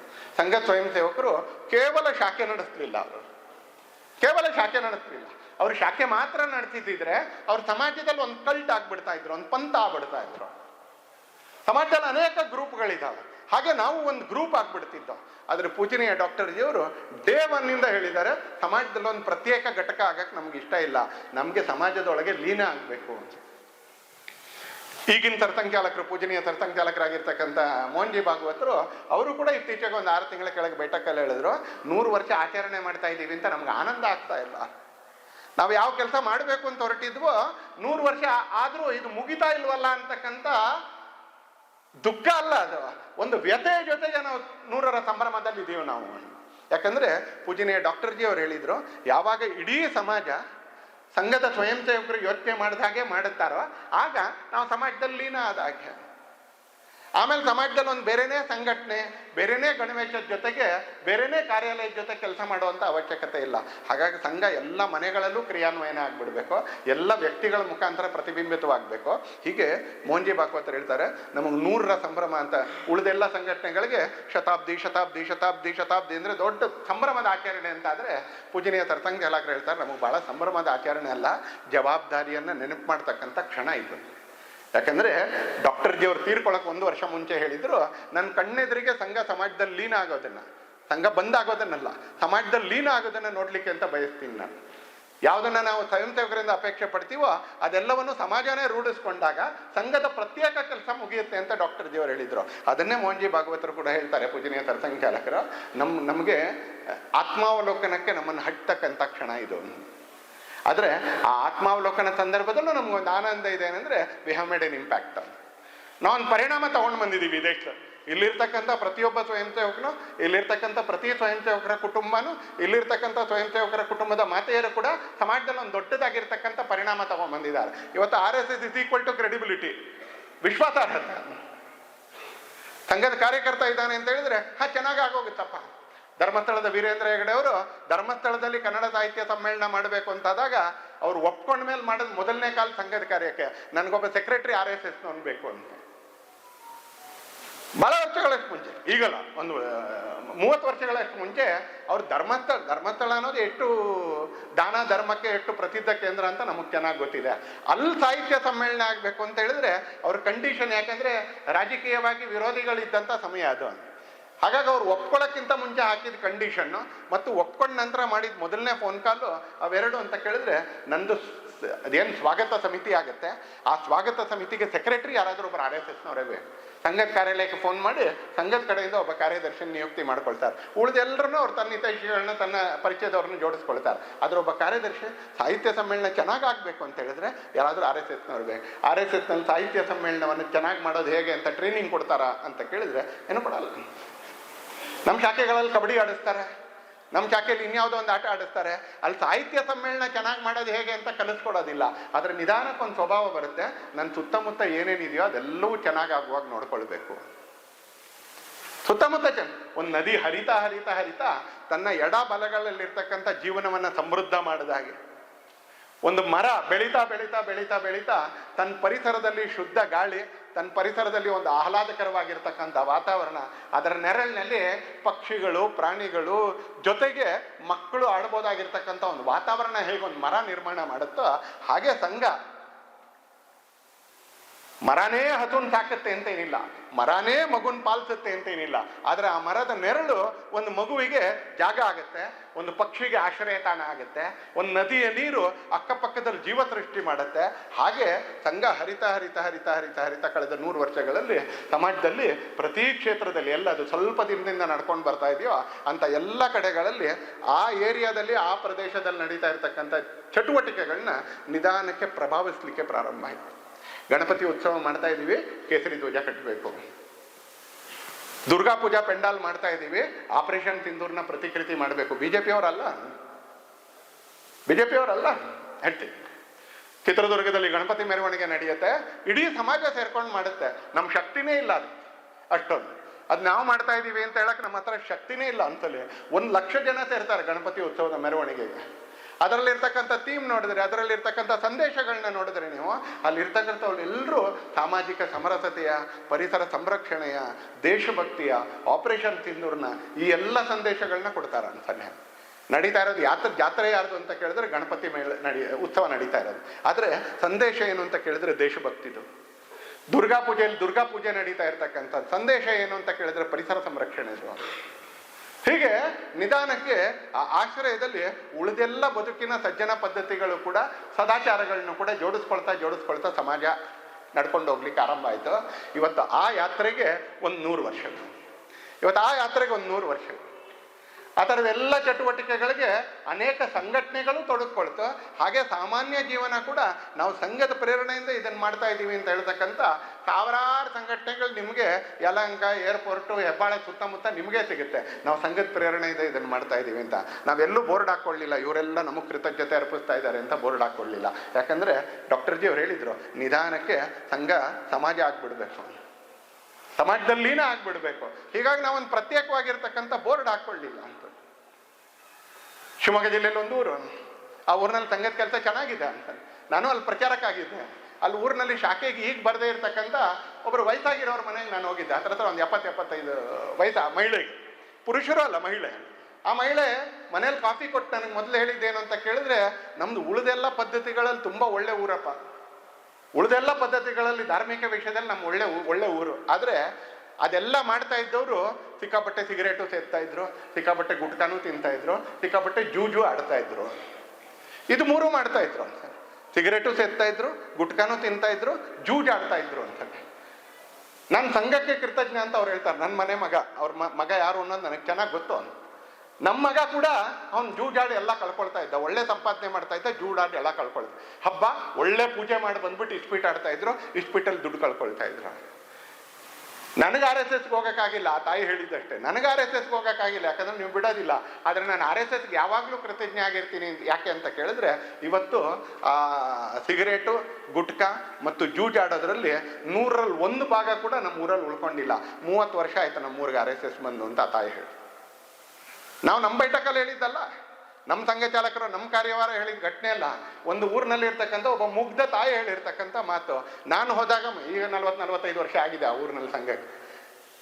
ನಮ್ಮೂರಿಗೆ RSS ಬಂದು 30 ವರ್ಷ ಆಯ್ತಪ್ಪ. ಈ 30 ವರ್ಷದಲ್ಲಿ ನಿಧಾನಕ್ಕಾಗಿರೋ ದೊಡ್ಡ ಪರಿಣಾಮ ಏನಂದ್ರೆ, ನನ್ನಂಥ ಅನೇಕ ಮನೆ ಮಕ್ಕಳು ಈ 3ರಿಂದಲೂ, ಸಿಗರೇಟಿಂದಲೂ, ಗುಟ್ಕಾದಿಂದಲೂ, ಜೂಜಿಂದಲೂ ಇವತ್ತು 100ಕ್ಕೆ 99% ಬಂದ್ಬಿಟ್ಟಿಲ್ಲ. ನನಗೆ ವಿಶ್ವಾಸ ಇದೆ, ಇನ್ನೊಂದು ಸ್ವಲ್ಪ ವರ್ಷ ಹೋದರೆ ಇನ್ನೊಂದಷ್ಟು ಜನ ಹೊರಗೆ ಬಂದ್ಬಿಡ್ತಾರೆ ಅಂತಕ್ಕಂಥ ವಿಶ್ವಾಸ ಇದೆ. RSS ಏನು ಪರಿಣಾಮ ಬೀರುತ್ತೆ ಅಂತ ಕೇಳಿದವ್ರಿಗೆ, RSS ಏನು ಮಾಡ್ತು ಅಂತ ಕೇಳಿದಂಥವ್ರಿಗೆ ಇದೊಂದು ಸಣ್ಣದಾಗಿರ್ತಕ್ಕಂಥ ಉದಾಹರಣೆ. ಈ ಥರ 1000 ಸಂಗತಿಗಳನ್ನ ಹೇಳ್ತಾ ಇರ್ಬೋದು ಅಂತ. ಈ ಥರ 1000 ಕೆಲಸಗಳನ್ನ ಹೇಳ್ತಾ ಇರ್ಬೋದು. ಈ ಥರ ಮಾಡ್ತಾ ಮಾಡ್ತಾ ಸಂಘ ಬೆಳೀತಾ ಬಂತು. ಅನೇಕ ಚಟುವಟಿಕೆಗಳಲ್ಲಿ ತೊಡಗಿಕೊಳ್ತಾ. ದೇಶಕ್ಕೆ ಯಾವಾಗ ಆಪತ್ತು ಬಂತ, ಮನುಷ್ಯ ನಿರ್ಮಿತ ಇರ್ಬೋದು, ಪ್ರಾಕೃತಿಕ ಇರ್ಬೋದು, ನೈಸರ್ಗಿಕ ಇರ್ಬೋದು, ಸಂಘ ಸ್ವಯಂ ಸೇವಕರು ಯಾರೋ ಹೇಳಬೇಕು ಅಂತ ಕಾಯಲಿಲ್ಲ. ನಮಗೆ ಮೇಲ್ಗಡೆಯಿಂದ ಕೇಶವ ಕೃಪಾದಿಂದ ಫೋನ್ ಬರಬೇಕು, ನಾಗ್ಪುರದಲ್ಲಿರ್ತಕ್ಕಂಥ ರೇಷ್ಮೆಬಾಗಿಂದ ಸಂಘದ ಕಾರ್ಯಾಲಯದಿಂದ ಫೋನ್ ಬರಬೇಕು, ಇಲ್ಲ. ಯಾಕಂದರೆ ಸಂಘ ಅಲ್ಲಲ್ಲಿಯ ವ್ಯಕ್ತಿಗಳ ಮಧ್ಯದಲ್ಲಿ ಕರ್ತವ್ಯದ ಭಾವನೆಯನ್ನು ನಿರ್ಮಾಣ ಮಾಡ್ತು.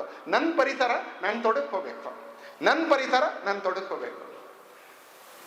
2002ನೇ ಇಸ್ವಿಯಲ್ಲಿ ಒರಿಸ್ಸಾದಲ್ಲಿ ಭೀಕರವಾಗಿರ್ತಕ್ಕಂಥ ಚಂಡಮಾರುತ ಯರಾಸ್ಮಾ ಅಂತಕ್ಕಂಥ ಒಂದು ತಾಲೂಕು, 20 ವರ್ಷದ ಹಿಂದಿನ ಘಟನೆ. ನಾವು ಒರಿಸ್ಸಾಕ್ಕೋಸ್ಕರ ಇಲ್ಲಿ ಬೆಂಗಳೂರಿನ ಈ ಭಾಗದಲ್ಲೂ ಕೂಡ ವಸ್ತುಗಳನ್ನ ಸಂಗ್ರಹ ಮಾಡಿ ಕಳಿಸ್ತೀವಿ. ಇಂಗ್ಲೀಷಲ್ಲಿ ಯರಾಸ್ಮಾ ಅಂದರೆ ಎರೇಸ್ ಅನ್ನೋ ಶಬ್ದಕ್ಕೆ ಹತ್ರ. ಹಾಗೆ ಆ ತಾಲೂಕು ಕೂಡ ಚಂಡಮಾರುತದಲ್ಲಿ ಹತ್ರ ಎರೇಸ್ ಆಗಿಬಿಟ್ಟಿತ್ತು. ತಾಲೂಕು ಕೂಡ ಎರೇಸ್ ಆಗಿಬಿಟ್ಟಿತ್ತು. ಹೊರಗಡೆಯಿಂದ ವ್ಯಾನ್ಗಳು ಹೋಗುತ್ತೆ, ಸರ್ಕಾರದ ವ್ಯಾನ್ ಹೋದರೆ ಆ ವ್ಯಾನ್ಗಳಿಗೆ ಆ ತಾಲೂಕು ಕೇಂದ್ರದ ಸರ್ಕಲ್ನಲ್ಲಿ ಒಬ್ಬ ಹುಡುಗ ಕಾಣಿಸ್ತಾನೆ, 16-17 ವರ್ಷದ ಹುಡುಗ ಕಾಣಿಸ್ತಾನೆ. ಅವನಲ್ಲಿ ನಿಂತ್ಕೊಂಡಿದ್ದ ಚಂಡಮಾರುತದ ಮಧ್ಯದಲ್ಲಿ. ಚಂಡಮಾರುತ ಕಡಿಮೆ ಆಗಿತ್ತು, ಅದರ ಹಾನಿ ವ್ಯಾಪಕವಾಗಿತ್ತು. ಆ ಪೊಲೀಸ್ ಅಧಿಕಾರಿ ಅವನ ಹತ್ರ ಕೇಳ್ತಾನೆ, ನೀನು ಯಾಕೆ ನಿಂತ್ಕೊಂಡಿದ್ಯಾ ಅಂತ. ಆ ಕಾರ್ಯಕರ್ತ, ಆ ವ್ಯಕ್ತಿ ಹೇಳ್ತಾನೆ, ಇಲ್ಲ, ಒಂದು 2-3 ದಿವಸದಿಂದ ನೋಡಿದೆ ನಾನು, ಈ ಅಕ್ಕಿ ವ್ಯಾನ್ ಬಂದರೆ ಅಕ್ಕಿ ವ್ಯಾನೇ ಒಂದು ಊರಿಗೆ ಹೋಗುತ್ತೆ, ಆಮೇಲೆ ಮ್ಯಾಚ್ ಬ್ಯಾಕ್ಸು ಕ್ಯಾಂಡಲ್ ಇರೋ ವ್ಯಾನ್ ಬಂದರೆ ಅದು ಇನ್ನೊಂದು ಊರಿಗೆ ಹೋಗುತ್ತೆ. ಎಲ್ಲ ಊರಿಗೂ ಅಕ್ಕಿ ಹೋಗಬೇಕು, ಎಲ್ಲ ಊರಿಗೂ ಎಲ್ಲ ಮನೆಗೂ 1-2 ಮ್ಯಾಚ್ ಬಾಕ್ಸ್ ಹೋಗಬೇಕು, ಎಲ್ಲ ಊರಿಗೂ ಸ್ವಲ್ಪ ಬಟ್ಟೆ ಹೋಗಬೇಕು. ಈ ಥರ ಆಗ್ತಾ ಇಲ್ಲ. ಒಂದೊಂದು ಗಾಡಿ ಬಂದಂಗೆ ಅದೊಂದೊಂದು ಊರಿಗೆ ಹೋಗುತ್ತೆ. ಆ ಊರಿನವ್ರಿಗೆ ಅಕ್ಕಿ ಸಿಗ್ತಾ ಇದೆ, ಈ ಊರಿನವ್ರಿಗೆ ಬಟ್ಟೆ ಸಿಗ್ತಾ ಇದೆ, ಇನ್ನೊಂದು ಊರಿನವ್ರಿಗೆ ಸ್ಟೀಲ್ ಪಾತ್ರೆ ಸಿಗ್ತಾ ಇದೆ. ಹೀಗೆ ಎಲ್ಲವೂ ಸಿಕ್ಕಿದ್ರೆ ಮಾತ್ರ ಅಡುಗೆ ಮಾಡೋಕ್ಕಾಗುತ್ತೆ. ಅದಕ್ಕೆ ನಾನು ಇಲ್ಲಿ ನಿಂತ್ಕೊಂಡ್ಬಿಟ್ಟು ಯಾವ್ಯಾವ ಊರಿಗೆ ಏನೇನು ಬೇಕು ಅಂತ ನನಗೆ ಎಷ್ಟು ಗೊತ್ತಿದೆಯೋ ಅಷ್ಟು ಹೇಳ್ತಾ ಇದ್ದೀನಿ, ಅದನ್ನು ಜನ ಮಾಡ್ತಾ ಇದ್ದಾರೆ ಅಂತ. ಅವನ ಕೈಯಲ್ಲಿ ಒಂದು ನೋಟ್ ಪುಸ್ತಕ ಇಟ್ಕೊಂಡು ನಿಂತಿದ್ದ. ಅರ್ಧಂಬರ್ಧ ಬಟ್ಟೆ ಹರಿದೋಗಿದೆ. ಪೊಲೀಸ್ ಅಧಿಕಾರಿಗೆ ಆಶ್ಚರ್ಯ ಆಗುತ್ತೆ, ನಾವು ಮಾಡಬೇಕಾಗಿರೋ ಕೆಲಸ ಇವನು ಮಾಡ್ತಾ ಇದ್ದಾನಲ್ಲ ಅಂತ ಹೇಳ್ಬಿಟ್ಟು ಕೇಳ್ತಾರೆ, ನೀನು ಯಾರಪ್ಪ ನೀನು ಅಂತ ಕೇಳ್ತಾರೆ. ಆತ ತನ್ನ ಹೆಸರು ಹೇಳ್ಬಿಟ್ಟು ಹೇಳ್ತಾನೆ, ನಾನು ಈ ಊರಿನ RSS ಕಾರ್ಯಕರ್ತ. ಅರೆ ನಿಮ್ಮ ಮನೆಯಲ್ಲಿ ಅಂತ ಕೇಳಿದ್ರೆ ಒಂದು ಸ್ವಲ್ಪ ದೂರದಲ್ಲಿ ತೋರಿಸ್ಬಿಟ್ಟು ಹೇಳ್ತಾನೆ, ನೋಡಿ ಅಲ್ಲಿ ಅದು ಚಂಡಮಾರುತದಲ್ಲಿ ಪೂರ್ತಿ ನಾಶ ಆಗಿದೆ. ನಿಮ್ಮ ಮನೆಯವರೆಲ್ಲ ಎಲ್ಲಿ ಅಂತ ಕೇಳಿದ್ರೆ ಅವನು ಹೇಳ್ತಾನೆ, ಎಲ್ಲರೂ ಚಂಡಮಾರುತದಲ್ಲಿ ಸತ್ತೋದ್ರು, ಮನೆಯವರೆಲ್ಲರೂ ತೀರ್ಕೊಂಡಿದ್ದಾರೆ, ಮನೆ ನಾಶ ಆಗಿದೆ, ಊರು ನಾಶ ಆಗಿದೆ, ಸ್ವಂತಕ್ಕೆ ಆತ ಸಂತ್ರಸ್ತ. ಇದರ ಮಧ್ಯದಲ್ಲಿ ಸರ್ಕಲಲ್ಲಿ ನಿಂತ್ಕೊಂಡು ಯಾವ ಗಾಡಿ ಯಾವ ಗ್ರಾಮಕ್ಕೆ ಹೋಗಬೇಕು ಅಂತ ತೋರಿಸ್ಕೊಡ್ತಾ ಇದ್ದಾನೆ ಅನ್ಸಲ್ಲ. ಆದರೆ ತನ್ನನ್ನು ತಾನು ಸುಟ್ಕೊಂಡು ಸಮಾಜಕ್ಕೆ ಒಳ್ಳೇದು ಮಾಡಬೇಕು ಅಂತಕ್ಕಂಥ ಪ್ರಯತ್ನ. ಗುಜರಾತ್ನ ಭೂಕಂಪ ಆಗುತ್ತೆ, ಮಾನತಿ ಅಪಾರ್ಟ್ಮೆಂಟ್ಸ್ ಅಂತಕ್ಕಂಥ ಒಂದು ದೊಡ್ಡ ಕಟ್ಟಡ ಅಹಮದಾಬಾದ್ನಲ್ಲಿ. ಆ ಅಹಮದಾಬಾದ್ನ ಮಾನತಿ ಅಪಾರ್ಟ್ಮೆಂಟ್ಸ್ನಲ್ಲಿ ಈಗಲೂ ಕೂಡ ಉತ್ತರ ಭಾರತದ ಅನೇಕ ರಾಜ್ಯಗಳಲ್ಲಿ RSS ಹೆಸರಿನಲ್ಲೇ ಭಾರತ್ ಮಾತಾ ಪೂಜನ ಉತ್ಸವ ನಡೆಯುತ್ತೆ. ಜನವರಿ 26ಕ್ಕೆ, ಜನವರಿ 26ನೇ ತಾರೀಕು ಮಧ್ಯಾಹ್ನ 3 ಗಂಟೆ ಅಷ್ಟೊತ್ತಿಗೆ ಬಾಲಕರನ್ನೆಲ್ಲ ಸೇರಿಸ್ಕೊಂಡು ಆ 9ನೇ ಕ್ಲಾಸ್ 10ನೇ ಕ್ಲಾಸಿನ ಮುಖ್ಯ ಶಿಕ್ಷಕರು ಭಾರತ್ ಮಾತಾ ಪೂಜನ ಉತ್ಸವ ಮಾಡ್ತಿರ್ತಾರೆ. 3:20, 3:30ಕ್ಕೆ ಭೂಕಂಪ ಆಗುತ್ತೆ. ಗುಜರಾತ್ನ ಭೂಕಂಪ ನಮ್ಮೆಲ್ರಿಗೂ ಗೊತ್ತಿದೆ. ಇಲ್ಲಿ ಕೂತಿರ್ತಕ್ಕಂಥ ಅನೇಕ ಮಧ್ಯವಯಸ್ಕರು ಕೂಡ ಗುಜರಾತ್ ಭೂಕಂಪಕ್ಕೆ ನಾವು ಪರಿಹಾರ ಸಂಗ್ರಹ ಮಾಡಿ ಕಳಿಸಿದ್ದೀವಿ, ಹಣ ಸಂಗ್ರಹ ಮಾಡಿ ಕಳಿಸಿದ್ದೀವಿ. ಅವನ್ ಬಿಲ್ಡಿಂಗು ಮಾನಸಿ ಅಪಾರ್ಟ್ಮೆಂಟ್ಸು ಅರ್ಧಕ್ಕೆ ಮುರ್ಕೊಂಡು ಬೀಳುತ್ತೆ. ಬೇಸ್ಮೆಂಟ್ನಲ್ಲಿ ಇವ್ರು ಶಾಖೆ ಮಾಡ್ತಾ ಇರ್ತಾರೆ. ಎಲ್ಲರ ಥರ, ಎಲ್ಲ ದೊಡ್ಡ ದೊಡ್ಡವ್ರ ಥರ ಇವರು ಕೂಡ ಓಡೋಗಿ ಮನೆ ಸೇರ್ಕೋಬೋದಾಗಿತ್ತು. ಆದರೆ ಆ 9ನೇ ವಯಸ್ಸಿನ ಹುಡುಗ ತನ್ನ ಜೊತೆ ಇರ್ತಕ್ಕಂಥ 8 ಜನ ಬಾಲಕರನ್ನು ಮಾತಾಡಿಸ್ಬಿಟ್ಟು ಈಗಂತೂ ಬೀಳೋದಂತೂ ಬಿದ್ದೋಯ್ತು, ಇನ್ನು ಬೀಳಲ್ಲ, ಈಗ ಬಿದ್ದಿರೋದ್ರ ಮಧ್ಯದಲ್ಲಿರೋ 4 ಜನರನ್ನು ಪಾರು ಮಾಡೋಣ ಅಂತೇಳಿ ಪೊಲೀಸ್ನವ್ರು ಬರೋಕ್ಕಿಂತ ಮುಂಚೆ ಆಗಿನ್ನೂ disaster management agency, SDRF, NDRF ಇವತ್ತೆಲ್ಲ ಸರ್ಕಾರಗಳು ಬದಲಾಗಿದ್ದಾವೆ. ಇವತ್ತು ತುಂಬ ಪರಿಣತಿಕರಿದ್ದಾರೆ. ಆಗ ಅದು ಯಾವುದೂ ಇರಲಿಲ್ಲ. ಪೊಲೀಸ್ನವ್ರು ಬರೋದ್ರೊಳಗೆ 19-20 ಜನರನ್ನು ಬಚಾಯಿಸ್ತಾರೆ. ಎಷ್ಟು ದೊಡ್ಡವರು ಇವರು ಅಂತ ಕೇಳಿದ್ರೆ ಮುಖ್ಯ ಶಿಕ್ಷಕ 9ನೇ ಕ್ಲಾಸ್ನವನು, ಅವನ ಜೊತೆಗಿರ್ತಕ್ಕಂಥ ಬಾಲಕ ಸ್ವಯಂ ಸೇವಕರು. ಭಾರತ್ ಮಾತಾ ಪೂಜನ ಅಂದರೆ ಫೋಟೋಗೊಂದಷ್ಟು ಹೂ ಹಾಕೋದಲ್ಲ.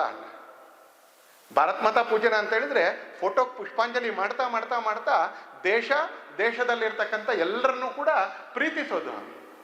ಬರೀ ಫೋಟೋಗೆ ಪುಷ್ಪಾಂಜಲಿ ಮಾಡೋದಲ್ಲ, ದೇಶ ಮತ್ತು ದೇಶದಲ್ಲಿರ್ತಕ್ಕಂಥ ಎಲ್ಲರನ್ನೂ ಪೂಜಿಸಂಥದ್ದು ಮಾಡ್ತಾರಂತಲೇ. ಈ ಥರದ ಸಾವಿರ ಉದಾಹರಣೆಗಳನ್ನ ನಾವು ನಿಮ್ಗೆ ಹೇಳ್ಬೋದು. ಈಗ ಹೇಳಬೇಕು, 4 ವಾರದ ಹಿಂದಿನ ಗಟ್ಟೆ ಹೇಳಬೇಕು ಅಂದರೆ ಉತ್ತರಾಖಂಡ್ನಲ್ಲಿ ಇತ್ತೀಚೆಗೆ ಮೊಬೈಲ್ ಬಂದಿರೋದ್ರಿಂದ ಎಲ್ಲಾದ್ರದ್ದು ವಿಡಿಯೋ ಸಿಗುತ್ತೆ. ಮುಂಚೆ ಪೇಪರ್ನವ್ರು ಹೋಗ್ಬೇಕಾಗಿತ್ತು ಆ ಥರದ್ದು ವಿಡಿಯೋ ತೆಗಿಯೋಕ್ಕೆ. ಧರಾಲಿ ಅಂತಕ್ಕಂಥ ಗ್ರಾಮ ಕೊಚ್ಕೊಂಡು ಹೋಗುತ್ತೆ. ನೀವು ನೋಡಿದ್ದೀರಿ, ಉತ್ತರಕಾಶಿ ಜಿಲ್ಲೆಯಲ್ಲಿ ಧರಾಲಿ ಅಂತಕ್ಕಂಥ ಗ್ರಾಮ ಕೊಚ್ಕೊಂಡು ಹೋಗುತ್ತೆ.